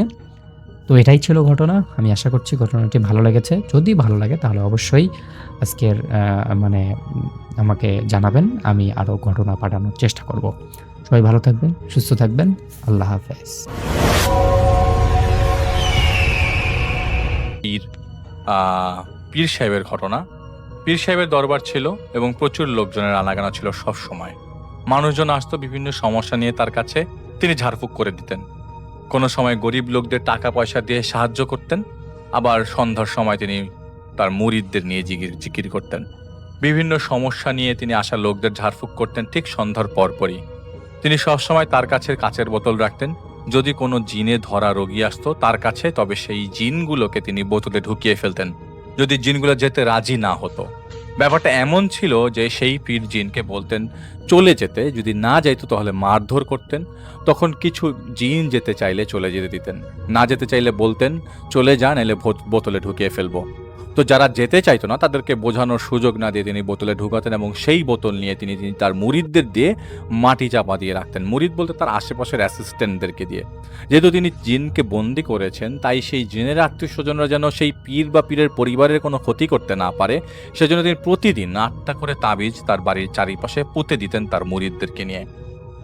এটি তিনি প্রতিদিন করতেন, কারণ তিনি খুব ভালো করেই জানতেন বন্দি জিনদের জন্য অন্যান্য জিনেরা হামলা করতে পারে, এতে পরিবারের ক্ষতি হতে পারে, এবং সেজন্য সে প্রতিদিন তার বাড়িতে তাবিজ পুঁতে দিতেন যাতে কোনো ধরনের জিন প্রবেশ করতে না পারে। এভাবে উনি ওনার কাজ চালিয়ে যেতে লাগলেন। একদিন ওনার একজন মুরিদ, যিনি সব সময় ঝাড়ফুঁকের কাজে পীরকে সাহায্য করতেন, তিনি ঘুমের মধ্যেই মারা যান। তাকে গোসল দেন পীর সাহেব নিজেই, এবং তিনি লক্ষ্য করেন তার সেই মুরিদের পুরো শরীর কেমন যেন নরম। মৃত্যুর পর সাধারণত শরীর শক্ত হয়ে যায়, কিন্তু সেই মুরিদের শরীর ছিল একদম নরম, এবং তিনি এটা লক্ষ্য করলেন তার বুকের সবগুলো হাড় ভেঙে গেছে। তিনি দ্রুতই তার মুরিদের দাফন কাফন সম্পন্ন করে এবং বাসায় ফিরে তার বাড়িকে তিনি বরাবরের মতোই 8টা তাবিজ লিখে বন্ধ করিয়ে দেন। তখন ছিল আসরের সময়। সচরাচর তিনি এই কাজটি এশার পর করতেন। সেদিন রাতে পীর সাহেব স্বপ্নে দেখেন যে তার মুরিদের লাশ কবর থেকে উঠিয়ে শিয়াল কুকুর টেনে তুলে ফেলেছে এবং তার বাড়ির উঠানে সেই লাশ এনে ফেলে রাখা হয়েছে। এটা দেখে তার ঘুম ভেঙে যায় এবং তিনি শুনতে পান তার সেই মৃত মুরিদ তাকে ডাকছে। যেহেতু তিনি জানতেন এটা জিনদের শয়তানি, তাই তিনি তখনই একটা লাঠি নিয়ে বের হন এবং বের হয়ে তিনি দেখতে পেলেন তার বাড়ির উঠানের সামনে সেই মৃত মুরিদ দাঁড়িয়ে আছে। তিনি বলতে লাগলেন, খবিশের বাচ্চা, তোর এত বড় সাহস, আমার বাড়িতে আমার জমিনে দাঁড়িয়ে আছিস, এখনই চলে যা, নইলে আগে তোকে বেঁধে মারবো, তারপর তোকে বোতলে ভরে মাটিতে পুঁতে রাখবো। তার কথা শুনে সেই মুরিদের রূপ নেয়া জিন বলে, আয় আমাকে ধর, তোর যদি সাহস থাকে তবে আমাকে পারলে ধর। এটা শুনে সেই পীর লাঠে উঁচিয়ে তাকে মারতে যাবে, ঠিক তখনই সেই পীর মাটিতে পড়ে যান। তিনি অনুভব করতে লাগলেন তার ডান পায়ের বোধ শক্তি হারিয়ে গেছে, তাই তিনি কোনোভাবে ওঠার চেষ্টা করছেন কিন্তু পারছিলেন না। তিনি দোয়া তো পাঠ পড়তে পারছিলেনই না পারছিলেন কাউকে ডাকতে। তখন সেই মুরিদের রূপ নেয়া জিন তার কাছে আসে, তার কানের কাছে এসে বলতে থাকে, তোর বাহাদুরির দিন শেষ, দেখ তোকে আর তোর সাথীদেরকে কি করি। এটা বলার পর সেই জিন তার উপর অজস্র ছোট ছোট সাপ ফেলে দিয়ে চলে যায়। সাপগুলো তাকে কামড়াতে থাকে, সেই সাপের কামড়ে চিৎকার করতে লাগলেন তিনি। পাশে তার মুরিদরা স্থায়ীভাবে থাকতো, যারা তারা জিন ছাড়ানো বা ঝাড়ফুঁকে সাহায্য করত। তারা সেই পীরের চিৎকার শুনে সেখানে এসে পীরকে মাটিতে গড়াগড়ি করতে দেখে। পীরকে তারা উদ্ধার করে এবং ঘরে নিয়ে যায়। সেই রাত পোহানোর পর পীর সাহেব বুঝতে পারলেন তার 2 পা অবশ হয়ে গেছে। এদিকে সকালে খবর আসে তার আরেক মুরিদ মারা গেছেন। এই কথা শোনার পর পীর সাহেব বুঝতে পারলেন কোনো একটা সমস্যা শুরু হয়েছে। তারা দুইজনই খুব কাছের মানুষ ছিল এবং দুইজনই গত 2 দিনে মারা গেল। গত রাতে তার সাথে এমন একটা ঘটনা ঘটে গেল, আর এখন তো 2 পা অবশ, অবশ্যই কোনো জিন তার ক্ষতি করতে চাচ্ছে। তাই তিনি প্রতিদিন যেভাবে 8টা তাবিজ বাড়ির 8 দিকে পুঁতে দিতেন, সেভাবে তিনি তাবিজ পুঁতে দিলেন মুরিদদের দিয়ে, কিন্তু 8টির বদলে 16টি তাবিজ পুঁতে দেওয়া হলো, যাতে কোনোভাবে কোনো জিন না আসতে পারে এবং পরিবারের ক্ষতি করতে না পারে। এবং তার মুরিদদের নির্দেশ দিলেন এই খবর প্রচার করতে যে পীর সাহেব অসুস্থ, তাই কিছুদিন পীর সাহেবের সাথে কেউ দেখা করতে পারবে না, এটা চারিদিকে ছড়িয়ে দেওয়া হলো। সেদিন রাতে সেই পীর তার পরিচিত একজন আলেমের কাছে গত রাতে ঘটনা এবং পরপর 2 দিনে তার 2 জন মুরিদের মারা যাওয়ার ব্যাপারে আলাপ করলেন।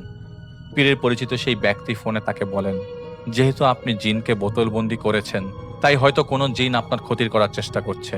তাই আপাতত সাবধান থাকুন, এবং যেহেতু গত রাতে আপনি না বুঝে বাইরে গিয়ে সেই জিনের মুখোমুখি হয়েছিলেন, তাই সেই সুযোগে আপনার উপর সে জাদু করেছে। পীরের পরিচিত সে আলেম তাকে ফোনে কিছু তদবির শিখিয়ে দেয় এবং পরামর্শ দেয় তার পরিবারের কেউ যেন বাইরে চলাফেরা একা একা না করে।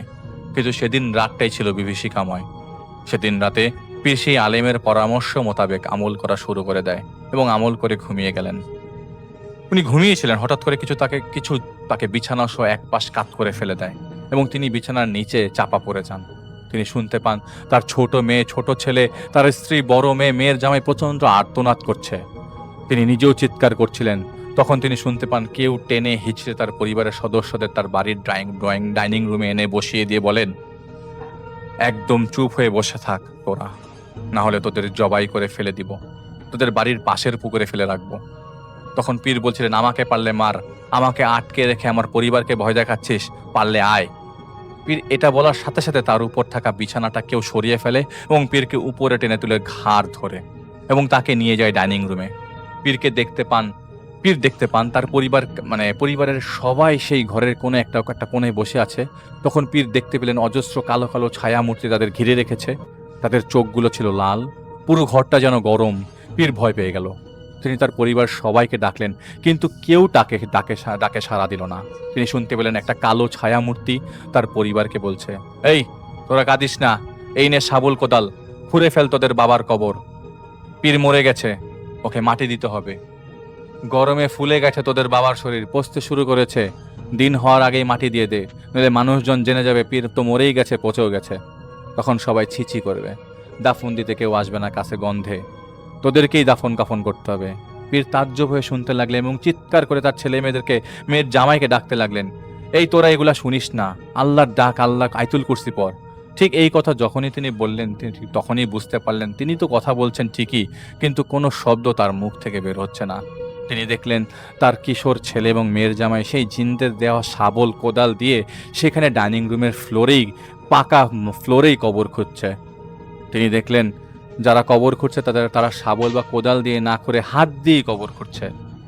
আর পীর শুনতে পাচ্ছিলেন কালেমা শাহাদাত পড়ছে সেই সকল ছায়ামূর্তিগুলো।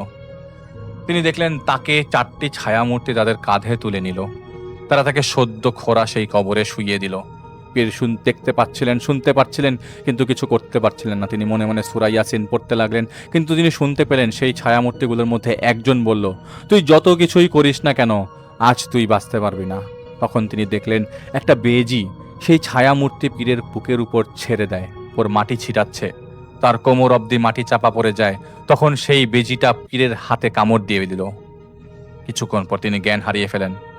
জ্ঞান ফেরার পর তিনি দেখতে পেলেন তার চারপাশে অনেক লোকজন। তিনি দেখতে পেলেন পরিবারের সবাই ভালো আছে। তখন তিনি তার একজন মুরিদকে ডাকলেন, কিন্তু শব্দ বের হলো না। তিনি অনেক চেষ্টা করলেন, কোনো শব্দ বের হলো না তার মুখ দিয়ে। উ আয়ের মতো যেভাবে বোবারা শব্দ করে কথা বলার জন্য ইশারা করেন, ঠিক সেভাবেই শব্দ বের হচ্ছিল তার মুখ দিয়ে। তিনি ইশারা দিয়ে সবাইকে ঘর ত্যাগ করতে বললেন। তারপর মেয়ের জামাইকে লিখে বলেন যে তিনি কথা বলার শক্তি হারিয়ে ফেলেছেন। পীর তার পরিচিত আলেমকে ফোন দিয়ে তার অবস্থা সম্বন্ধে অবহিত করেন এবং তিনি যেন দ্রুতই সেখানে চলে আসেন, কেননা পীর সাহেবের অবস্থা ভালো না। সেদিন বিকেলে পীরের পরিচিত সেই আলেম আসেন, এসে দেখতে পান পীর শুয়ে আছেন, তার হাতে 2 ধরনের ব্যান্ডেজ করা। সেই আলেম এসে জানতে চান কি হয়েছিল সেদিন রাতে। তখন পীর লিখে কিছু বলবেন তার আগেই তার মেয়ের জামাই বলা শুরু করে আরেক ঘটনা। আসলে সেই রাতে পীরের সাথে যে ঘটনা ঘটেছে এবং পীরের পরিবারের সাথে যে ঘটনা ঘটেছে সেটা আরেকটা, যেটা পীর তার মেয়ের জামাইয়ের মুখে শুনে অবাক হয়ে যান যখন তার মেয়ের জামাই সে আলেমকে অন্য ঘটনা বলতে শুরু করেন। মেয়ের জামাই সে আলেমকে বলে, রাতে আব্বা ঘুমাইছিলেন, হঠাৎ করে দেখলাম তিনি ঘুম থেকে ওঠেন। উঠে তিনি আর তার স্ত্রীকে ঘর থেকে বের হয়ে যেতে বলেন। বলতে লাগলেন, বের হয়ে যা তোরা, বাড়ি থেকে তোরা যদি বাঁচতে চাস বের হয়ে যা, ঘোর বিপদ হবে, নইলে আমাকেও যেতে দিবে না ওরা আমাকে জ্যান্ত পুঁতে ফেলবে বলে তিনি এক হাত দিয়ে তার বিছানাটা উল্টে ফেলে। এই ঘটনা দেখে তার স্ত্রী মেয়ের জামাইকে ডেকে নিয়ে আসে। এসে দেখে পীর পীরের ঘরে এক কোণে বসে বিড়বিড় করে বলছে, না তোর আয়াতুল কুরসি পড় আর বের হয়ে যা, না হলে তোদের মেরে ফেলবে। আর পীরের আশেপাশে অনেকগুলো কালো ছায়া ঘুরছে। তারপর তারা দেখেন পীর দাঁড়িয়ে গেছেন। হঠাৎ করে তিনি দাঁড়িয়ে গেলেন, অথচ সেদিন তার 2 পায়ের বোধ শক্তি হারিয়ে ফেলেছিলেন। পীরের মাথা বাম কাত হয়ে ঝুঁকে রইল এবং সেই অবস্থায় অনেকটা ভারসাম্যহীনভাবে তিনি ডাইনিং ঘরে যান, ফ্লোরে বসে পড়েন এবং কালেমা শাহাদাত পড়তে পড়তে নিজের হাত দিয়ে ঢালাই দেওয়া ফ্লোর খুঁড়তে শুরু করেন। তা দেখে মেয়ের জামাইরা তাকে ধরতে গেলে তিনি মেয়ের জামাইয়ের দিকে চোখ তুলে তাকালেন। জামাই দেখলেন পীরের চোখগুলো সম্পূর্ণ কালো।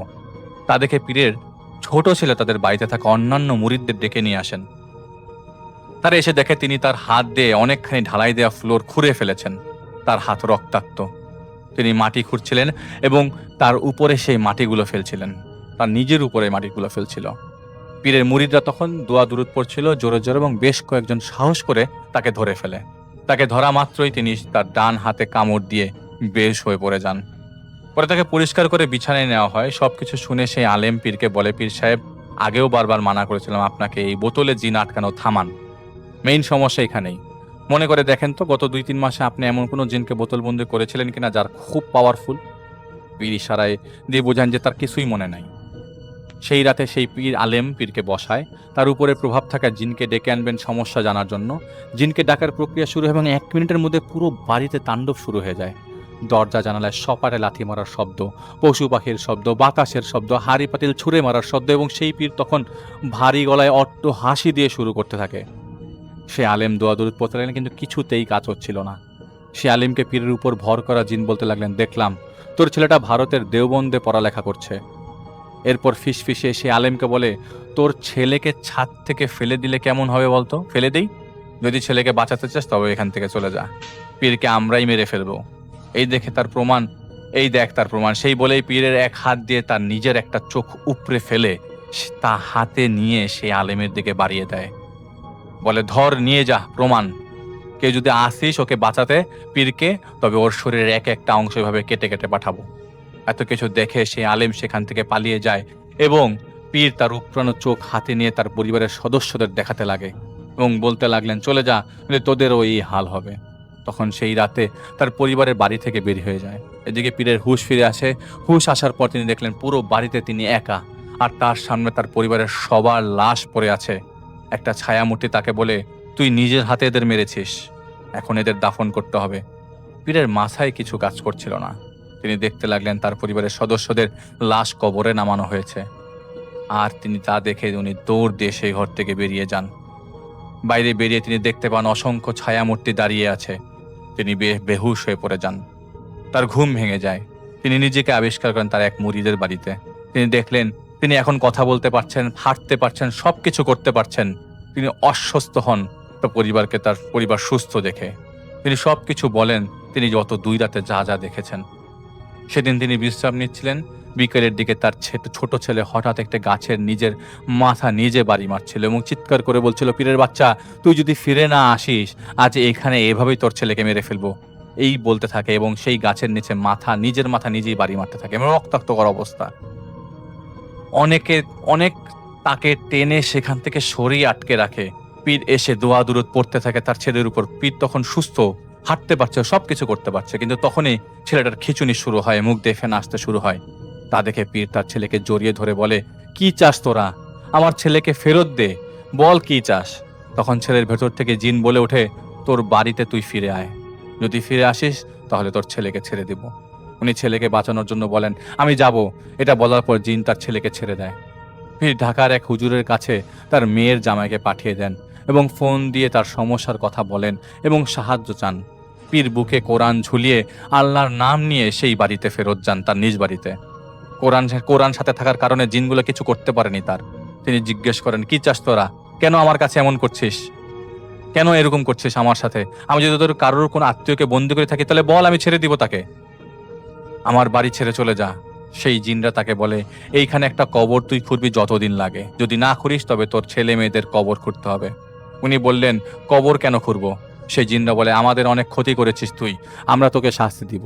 তোর শাস্তি ছিল নিজের হাতে নিজের কবর খুঁড়বি, তারপর যেদিন মরে যাবি সেদিন এখানে তোকে মাটি দিব। এইটাই তোর শাস্তি, কেউ তোকে বাঁচাতে পারবে না। সেদিন থেকে সেই পীর সেই বাড়িতেই থাকতেন, একা থাকতেন এবং প্রতিদিন খালি হাতে সেই জিনদের কথা মতো ঘরের মধ্যে কবর খুঁড়তেন যতটুকু পারতেন। এর মধ্যে তার মেয়ের জামাই বেশ কয়েকজনকে এনেছিল এবং সমস্যার সমাধান করতে, কিন্তু তারা বাড়িতে প্রবেশই করতে পারেনি জিনদের কারণে। 1 মাস চলে যায় এভাবে। এদিকে পীরের গ্রামের সবাই জেনে যায় এই ঘটনা ধীরে ধীরে। কেউ যদি সেই বাড়ির ভেতর যায় তার গায়ে বিভিন্ন রকমের ব্যাঙের শরীর, ব্যাঙ তাদের শরীরে এসে পড়তো। ছোট ছোট বিভিন্ন রকমের সাপ তাদেরকে কেউ ছুঁড়ে মারতো। তাই পীর সাহেব বাইরে দাঁড়িয়ে থাকতেন এবং তার মুরিদরা এসে তাদেরকে খাবার দিয়ে চলে যেত। যেহেতু তিনি একাই থাকছেন, তার সাথে প্রতিটা রাতে সেই জিনরা অত্যাচার চালাতো এবং তাকে দিয়েই তার কবর খোঁড়ানোর কাজ করে যাচ্ছিল খালি হাতে। সেই গ্রামের একজন লোক জাহিদ ভাইয়ের ব্যাপারে জানতো এবং জাহিদ ভাইয়ের সাথে সেই পীরের মেয়ের জামাইয়ের যোগাযোগ করিয়ে দেয়। তো জাহিদ ভাইয়ের সাথে তার মেয়ের জামাই দেখা করেন এবং সবকিছু শেয়ার করেন।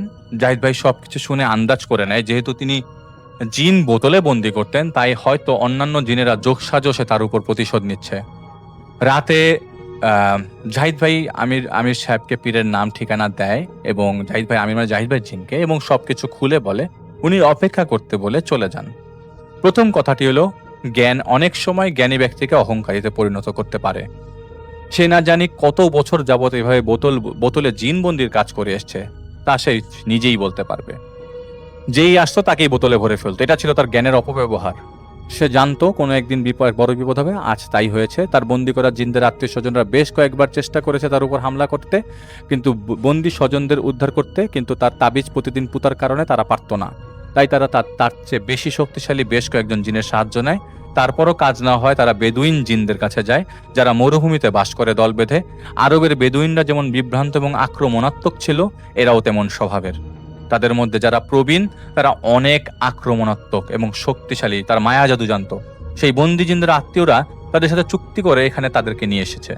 সেই বেদুইনরা তার দুইজন ঘনিষ্ঠ বন্ধুকে ঘুমের মধ্যে ভয় দেখিয়ে মেরে ফেলেছে। তার আগে তারা জেনে গিয়েছিল কোথায় কোথায় সেই বোতলগুলো পোতা আছে। তারা সব জায়গার বোতল তুলে ফেলতে পারলেও কিছু বোতল তুলতে পারেনি, যেই বোতলগুলো তাদের ঘরের মাঝখানে কোথাও পোতা আছে।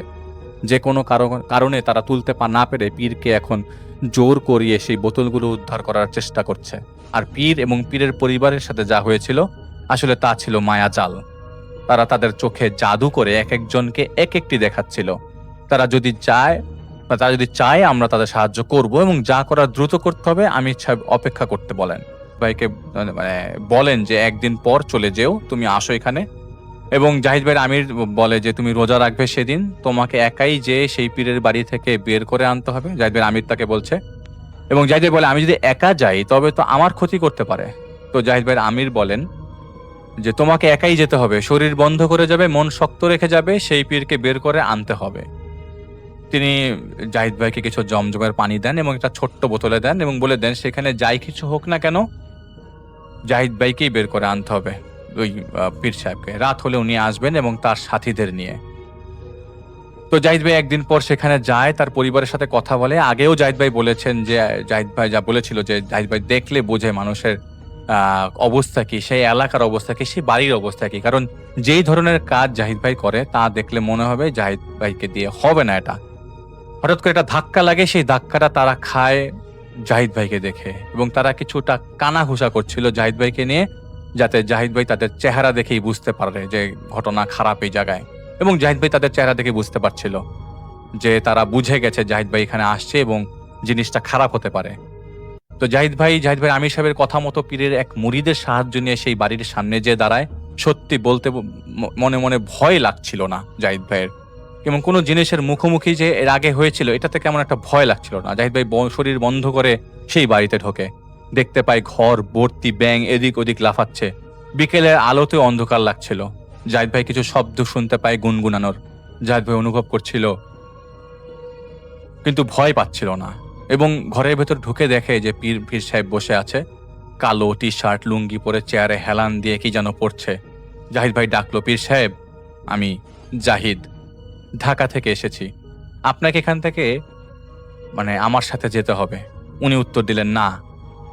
জাহিদ ভাই পীর সাহেবকে বলে, আবার ডাক দিলে তিনি বলেন কাকে আপনি কি কাউকে চাচ্ছেন? তো জাহিদ ভাইয়ের পরিচয় দিয়ে আবার বলে, আমি আপনাকে নিয়ে যেতে এসেছি। উত্তর এলো, তুমি ভুল জায়গায় এসেছো, পীর এখানে নেই, সে চলে গেছে। জাহিদ ভাই ততক্ষণে বুঝে গেছে যে জাহিদ ভাইয়ের আমির সাহেব বলেছিল যে এখানে একাই সবকিছু বের করতে হবে পীরকে, কারণ পীরকে তারা বশ করে রেখেছিল। তো জাহিদ ভাই জানতে চাইল পীর তাহলে কোথায়? উত্তর আসে, পীর নরকের আগুনে পুড়ছে। এই সময় জাহিদ ভাই খেয়াল করলো সেই ঘরের পরিবেশটা বেশ ভারী হয়ে উঠছে। জাহিদ ভাই তার কাছে যেয়ে দেখতে পায় অনেক বড় একটা গর্ত খুঁড়ে রাখা, আর অন্ধকারে বোঝাই যাচ্ছিল না গর্তটা, এবং কিছুই বোঝা যাচ্ছিল না আশেপাশে। ভাই দেখতে পেল অনেকগুলো কালো কাপড় পরা জিনরা জাহিদ ভাইকে ঘিরে রেখেছে। জাহিদ ভাই ভয় পেল, মানে এখন আস্তে আস্তে ভয় পাচ্ছে, কিন্তু সাহস তখনও হারায়নি, শরীরে মনে একটা জোর পাচ্ছিল। তখন জাহিদ ভাই চোখ বন্ধ করে সেই ঘর থেকে বের হয়ে বাড়ির উঠানে এসে দাঁড়ায় এবং আচমকা জাহিদ ভাই পুরো বাড়ির চারিপাশটা বন্ধ করে দেয় জমজমের পানি ছিটিয়ে, এবং পকেট থেকে একটা রিং বের করে জাহিদ ভাইয়ের হাতের আঙ্গুলে পরে। এই রিং জাহিদ ভাই তখন হাতে পড়ে যখন তার কাছে মনে হয় এটা জাহিদ ভাইয়ের পরা দরকার। তখন জাহিদ ভাই চিৎকার করে তাদের নমরুদের ফেরাউনের পরিণতির কথা বলতে থাকে। পীরকে জাহিদ ভাই ধরে হাতের রিং তার কপালে চেপে ধরে এবং সুরা একটা কিছু আয়াত পড়তে থাকে এবং টেনে হিচড়ে সেই বাড়ি থেকে বের করে নিয়ে আসে। যখন তাকে বের করে আনে তখন অসংখ্য ব্যাঙ সাপ জাহিদ ভাইয়ের উপরে এসে পড়তে থাকে। অনেক কান্না চিৎকারের শব্দ জাহিদ ভাই শুনতে পাচ্ছিল, এমনকি দানবীয় বিভিন্ন কথা। শব্দগুলো জাহিদ ভাইয়ের কানে আসলো। আল্লাহর উপর ভরসা রেখে তাকে বের করার পর জাহিদ ভাই সেই বেদুইন জিনদের উদ্দেশ্য করে বলে, আর কিছুক্ষণ পর আসবো আমি আবার ফিরে, অপেক্ষা করো। আর তখন জাহিদ ভাই দেখতে পাচ্ছিল সেই বাড়ির ঘরের দরজা জানালায় কালো কাপড় দিয়ে মাথা ঢেকে রাখা অসংখ্য জিনকে তার লানত করছিল জাহিদ ভাইকে এবং হুমকি দিচ্ছিল। তাদের মধ্যে একজনের চোখে চোখ পড়ে যায় জাহিদ ভাইয়ের, সেই চাহনির ব্যাখ্যা দেওয়া জাহিদ ভাইয়ের পক্ষে সম্ভব না। জাহিদ ভাই পীরের হুঁশ ফিরিয়ে নিয়ে আসে এবং তাকে নিয়ে সেখান থেকে চলে আসে। এখানে অনেক কথা ছিল যা প্রাসঙ্গিক না, জাহিদ ভাই সেগুলি লেখেনি। মাগরিবের পর জাহিদ ভাইয়ের আমির সাহেব দূর থেকে ইশারা দিয়ে জাহিদ ভাই সেই বাড়িতে যেতে বলে। জাহিদ ভাই সেই বাড়ির সামনে দাঁড়িয়ে থাকে এবং এই সময় অনেক কিছু হাঁড়ি পাতিল বাসন গ্লাস জাহিদ ভাইয়ের দিকে ছুঁড়ে মারছিল কে যেন এবং লানত করছিল, অভিশাপ দিচ্ছিল, বদ দোয়া দিচ্ছিল। এটা আরবের লোকদের স্বভাব ছিল, এখনো আছে। তারা যা যা ছুঁড়ে মারছিল তা জাহিদ ভাইয়ের কাছে এসে পড়ছিল। বিরক্ত হয়ে জাহিদ ভাই একটা মাটির ঢিল ছুঁড়ে মারে সেই বাড়ির ঘরের দিকে, আর তখনই সেই বেদুইনরা ছোড়াছুরি থামিয়ে দেয়। কিছুক্ষণ পর জাহিদ ভাইয়ের আমির সাহেব আসেন সেখানে। তার সাথে ছিলেন বেশ কয়েকজন সাথী, মানে জাহিদ ভাই আমিরের সাথী আর কি। তো জাহিদ ভাইকে কোরআন শরীফ হাতে দিয়ে কিছু নির্দেশনা দিয়ে দেওয়া হয় এবং জাহিদ ভাই সেই ঘরে প্রবেশ করে। যখনই আমির সাহেব তাদের সাথীদের নিয়ে প্রবেশ করেন তখনই যেভাবে বানর আর হনুমানরা হু হু করে শোরগোল করে সেভাবে শোরগোল শুরু করে দেয় তারা। জাহিদ ভাইয়ের আমির সাহেবের সাথে যারা ছিল তাদের মধ্যে একজন এগিয়ে এসে বললেন, একটা সূরার মতো মানে দুয়ার মতো বললো, জিনদের ভাষায় এর মানে হলো হুকুম দিচ্ছি চুপ হয়ে যাও। কিছুক্ষণ পর সব চুপ হয়ে গেল এবং জাহিদ ভাই কোরআন থেকে একটা সূরা পড়ে ধীরে ধীরে পড়তে লাগলো এবং শুনলো যে জাহিদ ভাই আমির সাহেবকে বলতে তাদের নেতাকে ডাকতে, এবং সেই নেতা যেখানে আসে কালো কাপড়ের মাথায় ঢাকা। জাহিদ ভাই শুনছিল আমির সাহেব সেই জিনদের নেতাদের কথা, এখান থেকে যেতে হবেই এবং আপনার সাথে কোনো রকমের আলোচনা করা হবে না, কোনো ধরনের নেগোসিয়েশন হবে না। যদি আপনারা যেতে না চান তাহলে সসম্মানে যেতে না চান তাহলে যা হবে তার জন্য কোনো দায়ভার আমরা নিতে পারবো না। আপনি সীমানা রেখার নিয়ম কানুন ভঙ্গ করে এখানে এসে ইনসানের ক্ষতি করছেন। তো সেই বেদুন্যতা বলে, আমরা এসেছি চুক্তির মাধ্যমে এবং সেই চুক্তি মূল্য তারা পরিশোধ করেছে, আমাদের তাদের স্বজনকে মুক্ত করতে হবে, এর ব্যতীত আমরা যাব না। আমির সাহেব তখন বলেন, আচ্ছা তাহলে একজনকে বাড়ির বাইরে পাঠিয়ে দিন, পরিস্থিতির বিবেচনা করে আসুক এবং যারা চুক্তি দিয়েছে তাদেরকে নিয়ে আসুক।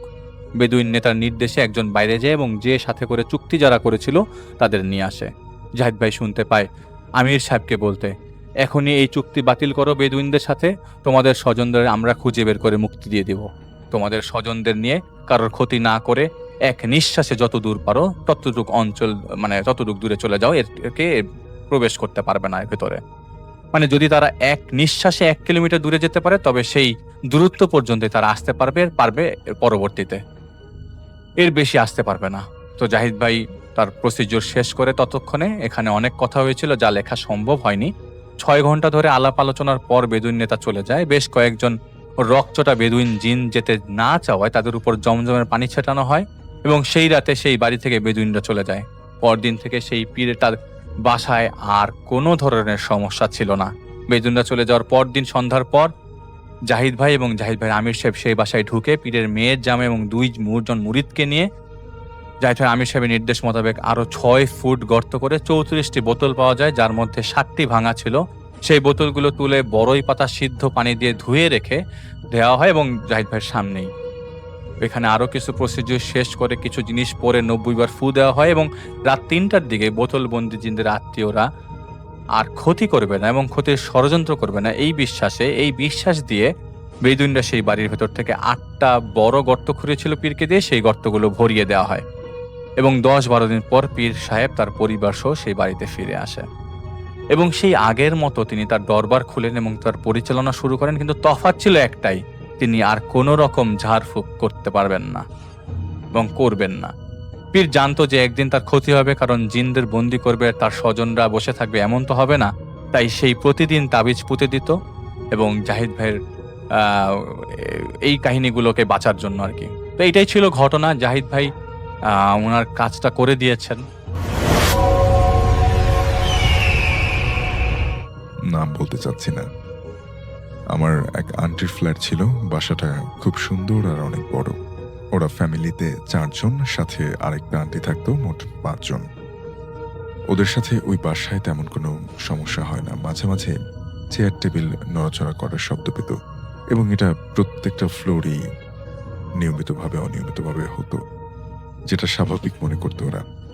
তো ওনারা সবাই দুবাই শিফট করবেন এমন একটা সিদ্ধান্ত নেওয়ার পরে সেই উদ্দেশ্যে আমরা বাসায় গোছানোর জন্য তাদেরকে হেল্প করতে কিছুদিনের জন্য ওখানে যাই। ওনার হাজবেন্ড দেশের বাইরে ছিল কোনো একটা কাজ থাকায়। তো আমি, আম্মু আর ওনারা 4 জন, মা ছেলে, আমরা সবাই ওই বাড়িতে ছিলাম। রাতে খাবার খেয়ে বড় ছেলে আর আমি একসাথে আলাদা রুমে, আর ওনারা 4 জন, 2 আন্টি আর আমার ছোট ভাই আলাদা রুমে। রাত 3টা বাজার কিছু মুহূর্ত আগে একটা চিৎকারের সাউন্ড পাই আমরা। আমি তাড়াতাড়ি লাফিয়ে উঠি, আন্টির বড় ছেলেকে ডেকে বলি যে সাউন্ডটা ভেতর থেকে আসলো, কি হইলো, চলো দেখে আসি। দৌড়ে গিয়ে দেখি ছোট আন্টি একটা সাইডে বসে কান্না করছে তাদের রুমের, আর আমার আম্মু আর আন্টি, যার 2 ছেলে আছে, ওরা চিৎকার করছে। লাইট দিয়ে দেখি ছোট আন্টির মুখে কোনো শব্দ নেই, তার চোখ দিয়ে টলটল করে পানি পড়ছে এবং সে খুব বড় বড় চোখে আমাদের দিকে তাকিয়ে আছে এবং সে অনবরত কান্না করে যাচ্ছে, তার মুখে কোনো সাউন্ড নেই। পরে আম্মু আর আন্টির দিকে তাকিয়ে দেখলাম যে তাদের এক পা জানালার মাঝ বরাবর। জানলা কিন্তু লক করাই ছিল। আমি এরপরে পর্দার দিকে তাকাতেই হতভম্ব হয়ে গেলাম। পর্দায় তাকিয়ে দেখলাম সেখানে মোটা সোটা একটা ছায়া দেখা যাচ্ছে, যেটা অনেকটা পেটুক এবং বিভৎস দেখতে। এটা দেখার পরে আমিও সেখানে একটা চিৎকার দিই এবং আমার পাশে থাকা সেই ছেলে সহ আমরা সবাই দোয়া কালাম পড়তে শুরু করি। একটু বলে নেই, সে সময়ে আশেপাশের একটা নতুন বিল্ডিং হচ্ছিল, সেখানে সংস্কার কাজ চলছিল তখনও।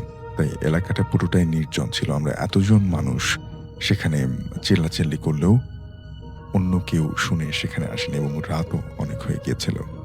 ওই রাত সবাই নামাজে দাঁড়িয়ে কাটিয়ে পার করি। এটাই ছিল ঘটনা। আরো বিস্তারিত লিখতে পারতাম, খুব বড় করে ফেলেছি মনে হচ্ছে। আপনি একেবারেই বড় করেননি, আমি বরঞ্চ বিস্তারিত লিখলে আরো হয়তো আমরা পুরো ব্যাপারটা বুঝতে পারতাম যে আপনাদের সাথে কি হয়েছিল। তো যাই হোক, ঘটনা দুটি পাঠানোর জন্য অনেক অনেক ধন্যবাদ। পাঠিয়েছেন ইরফান মাকসুদ, চিটাগাং থেকে। আরো একটা ঘটনার পরে ফিরে এসে আপনাদের এসএমএস গুলো পড়ছি। Old night. আসসালামু আলাইকুম শাফিন ভাই। ওয়ালাইকুম আসসালাম। আশা করি ভালো আছেন। আমার নাম ফারদিন। আমি প্রায় 3-4 মাস যাবৎ ভূতনাক শুনছি, তাই আজ আমিও একটা ঘটনা লিখে পাঠালাম, আশা করি পড়ে শোনাবেন।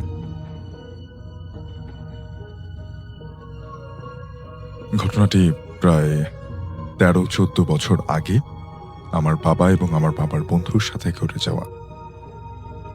আমার বাবার নাম নাদিম। ঘটনাটি বাবার বন্ধুর বাড়ির ছাদে ঘটে।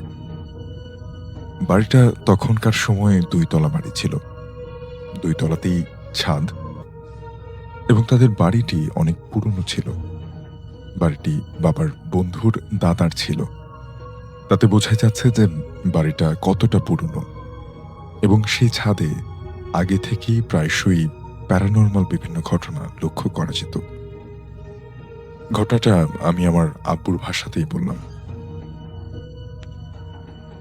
আমি এবং আমার আব্বু আমি এবং আমার বন্ধু তখন জব করি। আমাদের মধ্যে ঘনিষ্ঠ বন্ধুত্ব থাকায় আমি প্রায় অফিস ছুটির পরে রাত ১০টা কি ১০:৩০টার দিকে আমার বন্ধুর বাসার ছাদে ১ থেকে ১.৫ ঘন্টা আড্ডা দিতে যেতাম। তো একটা কথা বলে রাখা ভালো, আমার বন্ধুর বাসার ছাদে আগে থেকেই কিছু প্যারানরমাল ঘটনা লক্ষ্য করা যেত। সেটা বন্ধুর মুখেই আমি শুনি। কিন্তু তাতে কোনো গুরুত্ব না দিয়ে আমরা প্রায় আড্ডা দিতাম রাত ১২টা অবধি। প্রথমে কিছুদিন তেমন কিছু লক্ষ্য করা না গেলেও এভাবে ২ মাস আড্ডা দেওয়ার পরে আমরা কিছু ঘটনা লক্ষ্য করতে শুরু করলাম।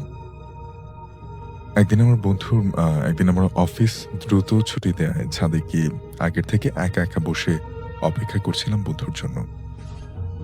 ছাদে পড়ে থাকা পুরনো একটা কাঠের টেবিলে একটা কাচের বোতল, অনেকটা মদের বোতলের মতো সেটা রাখা ছিল। সেই বোতলটা পানি ভর্তি ছিল। আমি দেখলাম সেই বোতলটি আপনা আপনি পড়ে গিয়ে ভেঙে গেল আমার সামনে। তাতে থাকা পানি ফ্লোরে ছড়িয়ে পড়ার কথা, কিন্তু সেখানে বোতলটির ভাঙা টুকরো পড়েছিল ঠিকই, কিন্তু কোনো পানি সেখানে ছিল না। অথচ বোতলটা অর্ধেকের বেশি পানিপূর্ণ ছিল। এটা দেখে আমার শরীরের প্রত্যেকটা পশম দাঁড়িয়ে গেছে এবং আমি ভীষণ ভয় পেয়ে যাই। তার কিছুক্ষণ পরে হঠাৎ ছাদে প্রচুর ময়লা পচা দুর্গন্ধ পাই আমি। অথচ পুরো ছাদে কোথাও কোনো ময়লাই দেখা যাচ্ছিল না। তখন আমার বন্ধু অফিস থেকে ফিরে ছাদে আসে। আমি তাকে সেই ঘটনাটা বোঝাতে গেলে আমি দেখি যে সেই পানির বোতলের ভাঙা টুকরো পড়ে থাকা স্থানে, যেখানে কোনো পানি ছিল না, সেখানে ভাঙা টুকরোর সাথে পানি ছড়িয়ে ফ্লোর ভিজে আছে।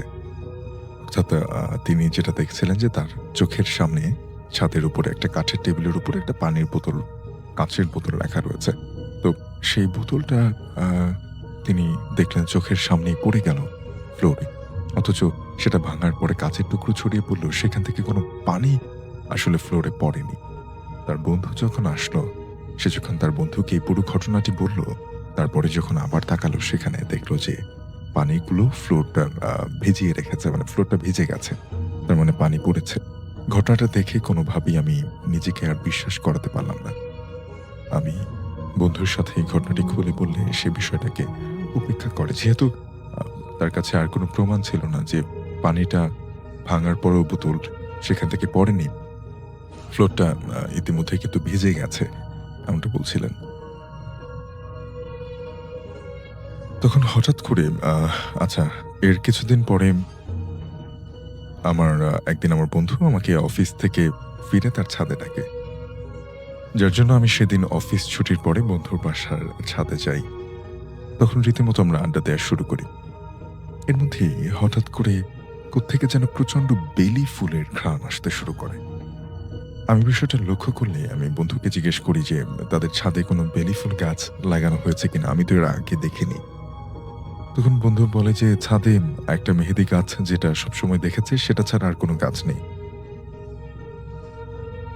এটা শুনে আমি একটু অবাক হলাম, কিন্তু আমি চুপ করে গেলাম।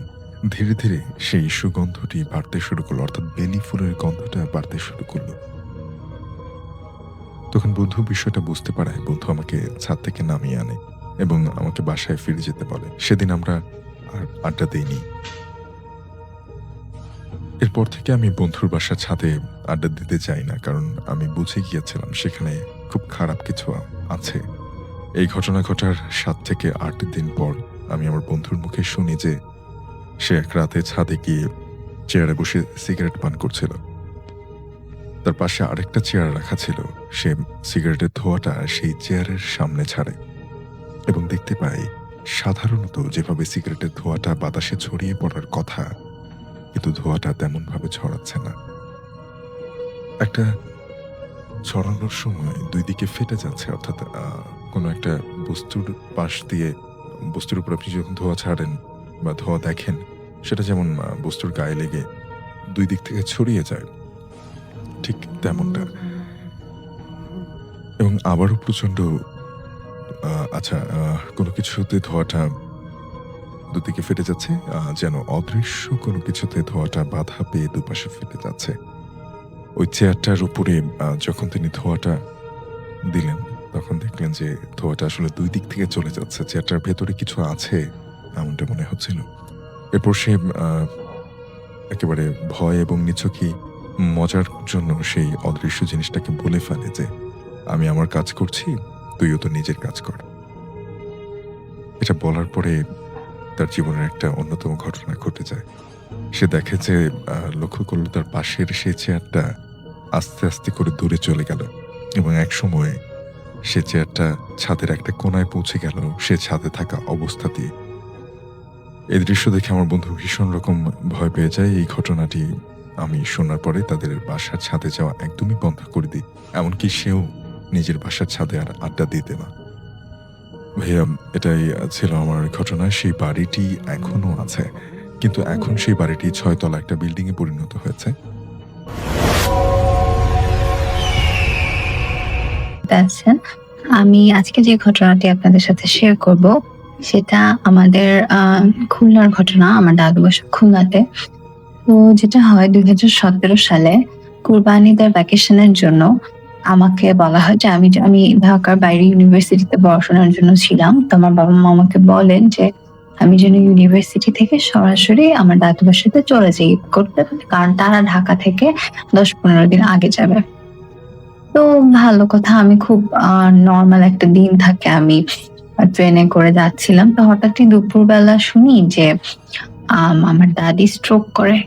তো ব্যাপারটা খুবই অস্বাভাবিক ছিল আমাদের জন্য মেনে নেওয়া। কারণ আমার দাদি আল্লাহর রহমতে খুব সুস্থ একজন মানুষ ছিলেন এবং সে তার বার্ধক্যজনিত জটিলতাও ছিল না। সে দুপুরবেলা আমরা বিভিন্ন জায়গা থেকে আসছি জন্য গ্রামে বিভিন্ন সে রান্না বান্না করে এবং পরবর্তীতে নামাজ পড়ে এবং স্ট্রোক করে। তো চাচা চাচি মানে ডক্টর হওয়ার কারণে তারা খুব বুঝে তাড়াতাড়ি হসপিটালাইজড করতে করতে এসে মারা যান। তো ব্যাপারটা আমাদের কাছে খুবই কষ্টদায়ক ছিল। কারণ প্রথমত আমরা সবাই একটা অনুষ্ঠান আর কি ঈদের জন্য যাচ্ছি, সবাই একটা অন্যরকম খুশি ছিল। কিন্তু এরকম একটা আনফরচুনেটলি এরকম একটা ব্যাপার হয়ে যাবে, আমরা মানে ব্যাপারটা খুবই শকিং আমাদের জন্য। তো তারপর ব্যাপারটা মেনে আমরা এবং পরবর্তীতে দাফনের কাজ শেষ করা হয়। তো আমি আজকে আপনাদেরকে যে ঘটনাটা বলবো, ঘটনাটা যেদিন দাফন করা হয় দাদিকে, ওই দিন রাতের ঘটনা। তো স্বাভাবিকভাবে যেটা হয়, সবাই খুব টায়ার্ড থাকে দাদু বাসায় দাদিকে দাফন করার পরে। তো ঘুমিয়ে পড়ে ১১টা-১২টার মতো বাজে রাতে। তো আমি একটু ডিটেইলস বলি আমাদের বাসার কথাটা, তাহলে বুঝতে সুবিধা হবে লিসেনার্সদের। আমি আমার দাদু বাসা খুলনার খুব ভেতরের দিকের একটি গ্রামে এবং খুব প্রভাবশালী একটা ফ্যামিলি সেই এলাকাতে। কারণ হচ্ছে তারা আমার বাবারা চাচারা তারা খুব সাপোর্ট দিচ্ছে ফাইন্যান্সিয়ালি এবং অন্যান্য ভাবেও এলাকার জন্য অনেক কাজ করছে। এটা বলার একটা কারণ আছে যেটা আপনারা পরবর্তীতে বুঝবেন। এখন আমি বাসা ছোট্ট একটা ডিটেলস দিই। সেটা হচ্ছে আমাদের বাসাটা ডুপ্লেক্স বাসা, দোতলা বাসা ছিল। তো বাসাটার উপরে হচ্ছে আমার চাচারা থাকতো এবং নিচে বিশাল বাসার নিচের একটা প্রান্তে আমাদের ২টা রুম ছিল আর অপোজিটে আমার দাদির রুম ছিল। আর মাঝখানে কিছু রুম ছিল যেটা ছিল হচ্ছে আমার বাসায় গেস্টরা আসলে হচ্ছে ওরা থাক। তো আমরা যে রুমে থাকতাম ২টা রুম পাশাপাশি ছিল এবং ২টা রুমের মাঝখানে একটা দরজা ছিল যেটা দিয়ে ২টার মানে যাওয়া আসা করা যেত। কানেক্টেড একটা ডোর ছিল ২টা রুমের পাশাপাশি, ২টা রুমের মাঝখানে একটা ডোর ছিল এবং এই ২টা রুমের একটা রুমে মানে মেইন দরজা, রুমে ঢোকার যে মেইন দরজা, একটা রুমের দরজা ছিল বাসার ফ্রন্টে যে বারান্দাটা ছিল ওটার সাথে কানেক্টেড।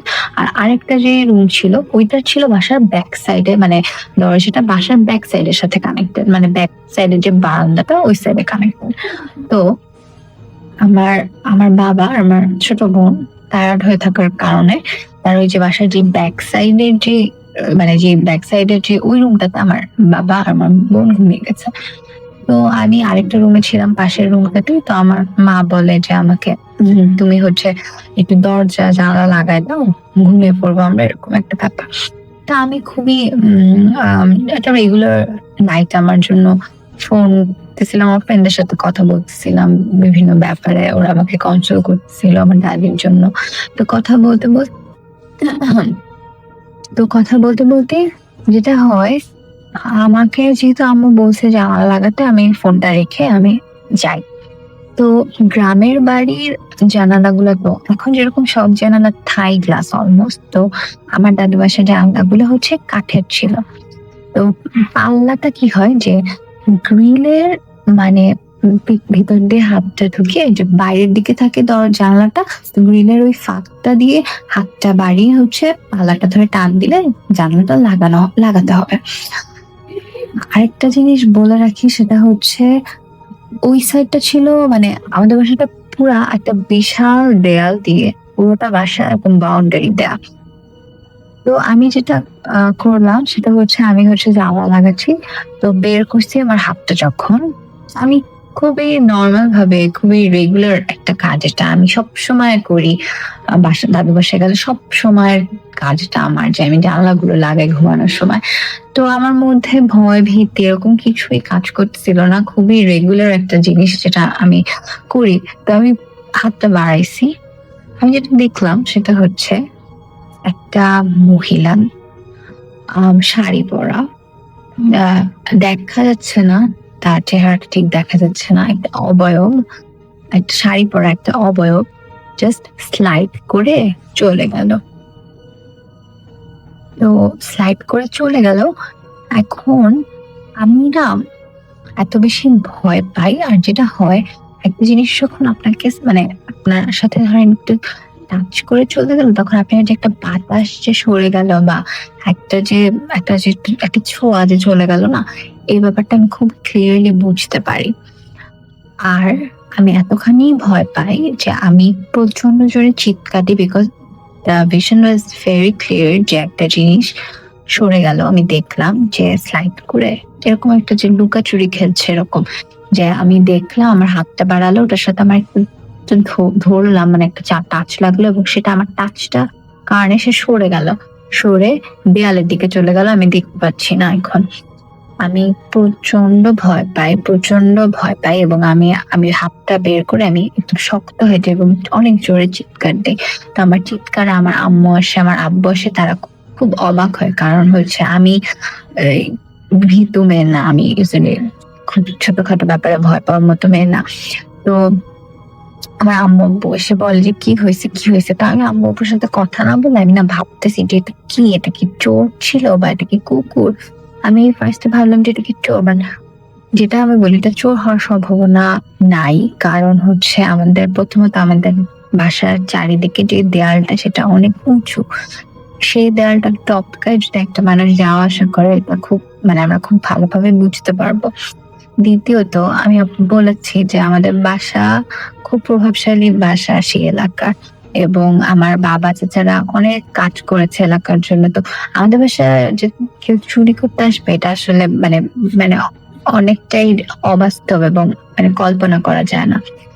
আর তারপর এরকম একটা দিনে যে আমার দাদি মারা গেছে, এরকম একটা বাসার মধ্যে মানে অনেক মানুষ, কারণ এই বাসা সবসময় পড়ে থাকে, কোনো মানুষ থাকে না বেশিরভাগ সময়।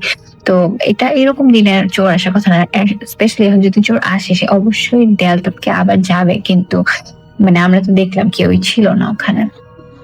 সেকেন্ডলি আমি কি ভাবলাম যে কুকুর বা শিয়াল কিছু, বাট না, কারণ কোলাপসেবল মেইন যে দরজাটা ওটা খুব শক্ত করে লাগানো, বিড়াল হওয়ার কোনো প্রশ্নই উঠে না, কারণ বিড়াল খুব ছোট, আমি দেখলেই বুঝবো এটা হামাগুড়ি দেওয়ার মতো একটা জিনিস সরে গেছে, আমি খুব ক্লিয়ারলি বুঝতে পারছি, এবং জিনিসটা শাড়ি বা একটা কিছু পেঁচানো। তো আমার মা আমাকে বলছে যে তুমি কি দেখছো, এটা বারবার প্রশ্ন করার পর আমি এটা ভাবার পর বলছি কি আম্মু আমি জানি না আমি কেন এই কথাটা বলি আমার মাকে, আমি মাকে বলি কি আম্মু আমি একটা জিনিস দেখছি, জিনিসটা আম্মু বারবারই বলছে যে কি রকম কি প্যাটার্ন দেখছো বা কি দেখছো। আমি মাকে বললাম মা জিনিসটা না একটা শাড়ির মতো পরা ছিল, এবং কোন শাড়িটা যেন তুমি বাবা তোমাকে 2-3 বছর আগে একটা শাড়ি দিয়েছিল, যে শাড়িটা আমার মা মানে পড়তো না, কম পড়ছে। তো আমি 2-3 বছর আগে শাড়িটা আমাদের আলমারিতে থাকতো, তা আমি হচ্ছে মানে মাঝে মাঝে দেখতাম, কিন্তু পরবর্তীতে আমি ইউনিভার্সিটিতে চলে আসি এবং আমার আর মনে নাই যে আর কি ওই শাড়িটার কথা আমার মনেই নাই, বা ওরকম শাড়িটার কথা আমার মনেই নাই এবং মনে থাকার কোনো প্রশ্ন ওঠে না, কারণ ব্যাপার মানে শাড়িটা এমন কোনো স্পেশাল কিছু ছিল না যে মনে থাকবে। মানে একটা খুব বাসায় পরার একটা কমন একটা শাড়ি আমার বাবা অনেক শাড়ির মধ্যে একটা নিয়ে আসছিল, যেটা আম্মু মানে দু একদিন পর পরে নাই, আম্মু খুব একটা ভালো লাগতো না, তো ওটা রেখে দিছিলাম এবং আমি অনেকদিন অনেক বেশ কিছুদিন আমি ওটা দেখে পরবর্তীতে ভুলে গেছি, কখনো খেয়ালও নাই যে কেন এখন নাই, এরকম একটা ব্যাপার। তো এটা বলার পর না আমার মা আমার দিকে অনেক অবাক হয়ে তাকায় আছে এবং বললো যে মা তুমি কি জানো এই শাড়িটা আমি তোমার দাদিকে দিয়ে দিছিলাম এবং তোমার দাদি শাড়িটা খুব পছন্দ করতো এবং দাদি শাড়িটা বাসায় এত বেশি পরতো যে পরতে পরতে শাড়িটা খুবই নরম হয়ে যায়, মানে থাকে না সুতির শাড়ি অনেক বেশি পরলে খুব মানে তুলতুলা নরম হয়ে গেছে, ছিঁড়ে ছিঁড়ে গেছে। তো দাদির জন্য বলতো কি পরবর্তীতে শাড়িটা কেটে সে উজু করার পর হাত মুখ মুছতো। তো ইভেন ওই শাড়িটা নাকি তখন আমার দাদির রুমেই ছিল এরকম। তো আমি আসলে ব্যাপারটা টোটালি আমার কোনো আইডিয়াই নাই, কারণ হচ্ছে আমার দাদু বাসায় আসা হয় না 1.5 বছরের মতো হয়ে গেছে। বিভিন্ন কারণে আমি আসতে পারি না এবং আমার দাদির সাথে আমার অনেক বছরই মানে 1-1.5 বছর আসলে ফোনে কথা দেখা হয়নি এবং আমার দাদি কি শাড়ি পরে বা আমার মা যে আমাকে দাদিকে ওই শাড়িটা দিয়ে দিছে এটার মানে বিন্দু মাত্র আইডিয়া আমার ছিল না। তো খুব কষ্ট পাই, খুব খারাপ লাগে, তারপর মনে হয় যে চোখের ভুলই হইতে পারে, আমি হয়তো বা অন্ধকার কি দেখছি কি দিয়ে দেখছি, টায়ার্ড আমরা তো আমি আসলে ওরকম কথা বাড়াই না। আব্বু দোয়া টোয়া পরে সূরা পরে ফু দিয়ে দেয়, পরবর্তীতে আমি পাশের রুমে যে শুই। ঘটনাটা এখানে যদি শেষ হয়ে যেত আমি ভাবতাম যে আমার হ্যালুসিনেশন বা এরকম কিছু, কিন্তু যেটা হয় আমি পরে আমার আম্মুর সাথে পাশের রুমে এসে শুই। তো এই ঠিক এই জিনিসটা যখন হলো না, আমরা জাস্ট গুছিয়ে আব্বু রুমে ওই রুমে শুয়েছে, আমরা এই রুমে এসে শুইলাম। ঠিক 2 থেকে 3 মিনিট পরে আমার যে মানে গেট এখন হচ্ছে আমি যে রুমটাতে আছি এই রুমটার দরজাটা হচ্ছে ফ্রন্ট বারান্দাটার সাথে। তো প্রচন্ড জোরে নক করছে কেউ একজন। তো আম্মু একটু ভয় পেয়ে যায়, নক শুনে আমার বাবা তাড়াতাড়ি চলে আসে, ভাবে যে আলো চোর ডাকাতি কি আসলো। তো এটা ভাবতে ভাবতে দেখে আমার চাচা ডাকতেছে আব্বুকে। তো বাবা দরজাটা খুলে এবং দরজাটা খোলার সাথে সাথে আমার চাচু প্রচন্ড কান্না করে আমার বাবাকে জড়ায় ধরে। বাবা ভাবে যে মনে হয় দাদি মারা গেছে, সবচেয়ে ছোট ছেলে, আব্বু আদর করে যে কি হয়েছে কিছু মানে কষ্ট পাইস না বা থাক এরকম। তো হচ্ছে বারবারই দেখে আমার চাচা প্রচন্ড কাঁদতেছে এবং থামতেছে না, এবং পরে যেটা হয় সেটা হচ্ছে বুঝে যে আমার চাচাকে নাকি আমার দাদি ডাকতেছিল এবং আমার চাচা একজন ডাক্তার, উনি সে খুব ক্লিয়ার মানে জিনিসটা শুনছে এবং খুব ক্লিয়ারলি ব্যাপারটা শোনার পরে সে অনেকক্ষণ ধরে শুনছে এবং এত বেশি শুনছে এবং এত বেশি ইমোশনাল হয়েছে বা এত বেশি কষ্ট পাইছে যে কাঁদতে কাঁদতে সে ওপর থেকে নিচে চলে আসছে। পরে বাবা বলতেছে যে ঐশীর সাথে এরকম হইলো, কি হইতেছে ব্যাপারটা বুঝতেছি না, তো আচ্ছা ঠিক আছে বাইরে লাইট টাইট কি জ্বালানো আছে নাকি এরকম বলতেছে। তো বলতে বলতে যেখানে দেখা যায় যে আমি বললাম যে ফ্রন্টের যে বারান্দাটা ওই বারান্দাটাতে আমার দাদির খাটিয়াটা ছিল, মানে দাদি মারা যাওয়ার পর ওখানে ওই বারান্দাতে দাদিকে রাখা হয়। তো যেটা হইতো যে মানে যে হয় আর কি, আমাদের কেউ মারা গেলে আমরা যখন একটা খাটিয়া কোথাও রাখি আমরা চেষ্টা করি যে ওই জায়গায় কিছুদিন যদি লাইট জ্বলে, এটা একটা নর্মালি সবাই করে, বেশ কিছুদিন ওখানকার লাইট বা আলো রাখা হয়, আলোকিত রাখা হয় জায়গাটা। কিন্তু কোন একটা কারণে আমার বাবারা লাইটটা জ্বালানোর পরেও যেটা হয় যে ওই লাইটটা বারবারই অফ হয়ে যাচ্ছে এবং লাস্টলি যেটা হয় ওই লাইটটা জ্বললোই না। এটা খুবই আনইউজুয়াল, কারণ হচ্ছে নতুন লাইট একদমই মানে আমার ওই লাইটটা ছিল না, এই কারণেই লাগানো হয়েছে, তারপর লাইটটা নিভে গেল, নষ্ট হয়ে গেল। তো বাবা আরেকটা মানে পাশে আর একটা রুম ছিল, ওই রুমের লাইটটা জ্বালায় রাখে, কারণ ওই রুম মানে বেশ আলো আসতেছিল বারান্দাতে, তো এটা রেখে আর কি ঘুমের পরে।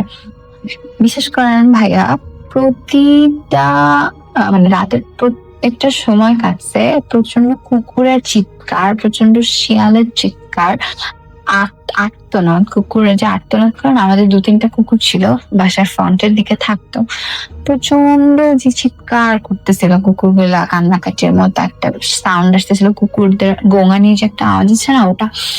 তারপরে আম্মু আমি একটু দোয়া টোয়া পরে ঘুমিয়ে পড়ি।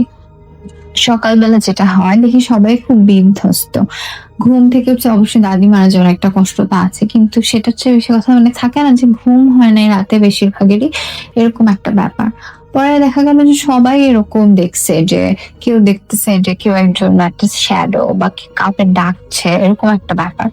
তো পুরোটা রাত মানে পুরোটা রাতে সবার সাথে টুকটাক হয়েছে। আমার চাচা তো নেমেই আসছে এটা শুনে, আমাদের সাথে তো আমি তো জিনিস মানে একটা লাইক আমি তো টাচ পেয়ে আমি তো ভয় পাচ্ছি, এবং আমরা কেউই কিন্তু খারাপ ব্যাপারটা জানি না, একজন একজন করে ব্যাপারটা বলছি। এবং আমার কথাটা হওয়ার 4-5 মিনিট পর আমার দাদা মানে আমার চাচা এসে এর কথা বললো। তো আসলে এটা কি এক্সপ্লেনেশন আমি জানি না, ব্যাপারটা খুবই মানে খুব কষ্টের। আর যেটা হয়েছে যদি বলা হয় যে কোনো মানুষ যদি হঠাৎ মৃত্যু হয় বা আকস্মিক ভাবে কেউ মারা যায়, তখন নাকি জিনরা বিভিন্ন ভাবে বা কেউ মারা যাওয়ার পরে নাকি বিভিন্ন ভাবে তাদের রূপ মানে নিয়ে বা কোনো ভাবে কিছু মানে একটা ব্যাপার আছে যতটুকু আমি জানি। অবশ্যই বাবু ভাই আপনি আরো বেশি ভালো মতো বলতে পারবেন। তো আজকে ঘটনা আমার এখানেই শেষ করছি। আশা করি সবাই ভালো থাকবেন। আসসালামু আলাইকুম।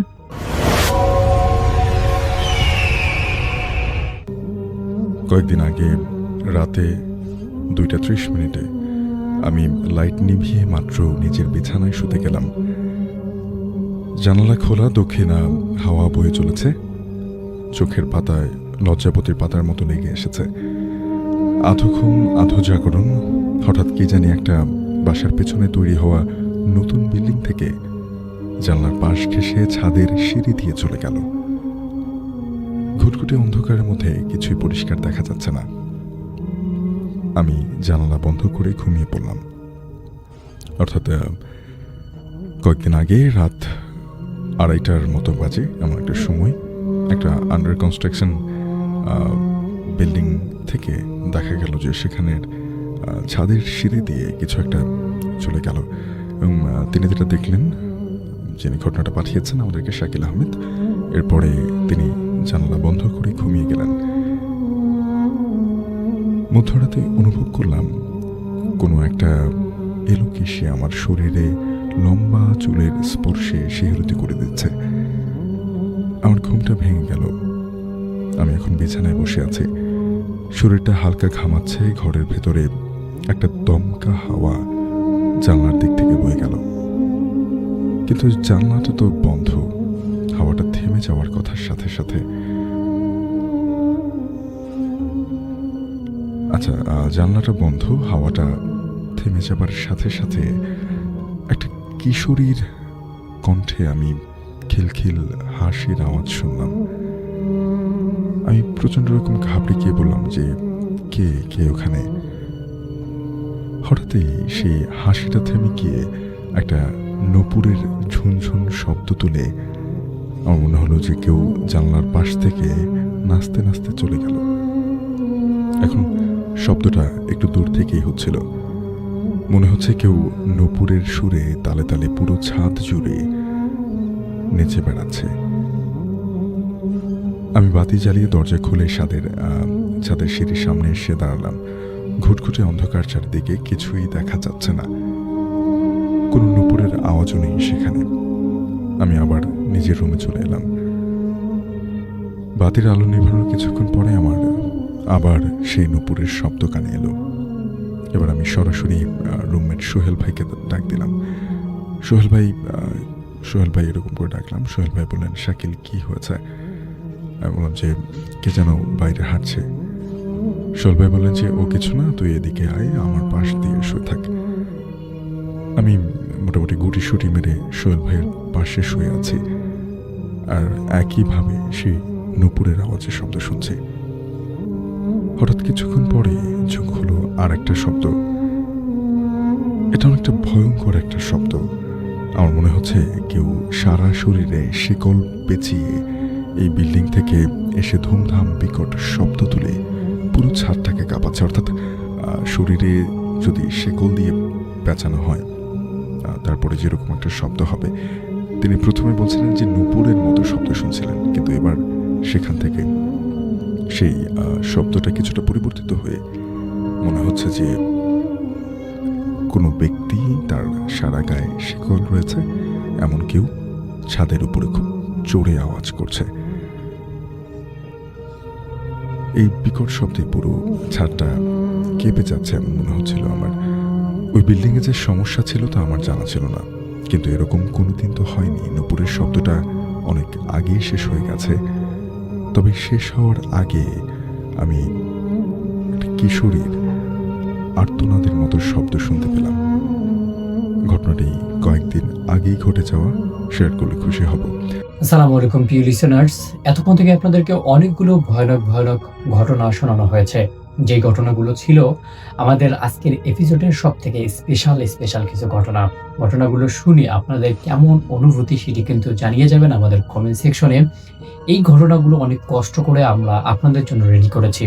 অবশ্যই আপনারা এই ঘটনাগুলোর মধ্য থেকে কোন ঘটনাটি আপনার কাছে সব থেকে বেশি ভয়ানক বলে মনে হয়েছে, সব থেকে বেশি ইন্টারেস্টিং লেগেছে, বা কোন ঘটনাটি আপনার জীবনের কোনো একটা সময়ের সাথে, কোনো একটা অতীতের সাথে, বা আপনার গ্রামে যদি এমন কোনো ঘটনা ঘটে থাকে সেটিও কিন্তু জানাতে পারেন আমাদের কমেন্ট সেকশনে। আর দর্শক, এইরকম ভয়ানক বাছাই করা একত্রিত অনেকগুলো ঘটনা পাওয়ার জন্য অবশ্যই আমাদের চ্যানেলটিকে ভিজিট করবেন, কারণ আমাদের চ্যানেলে প্রত্যেকটি ঘটনা বাছাই করা সেরা ঘটনা। তো প্রিয় লিসেনার্স, আজকের মতো এখানেই বিদায় নিচ্ছি। আবারও দেখা হচ্ছে নতুন এপিসোডে, নতুন আরো অনেকগুলো ভয়ানক ঘটনা নিয়ে। তো ভালো থাকবেন, সুস্থ থাকবেন। নতুন ভিডিও দেখার আমন্ত্রণ জানিয়ে শেষ করছি। আল্লাহ হাফেজ।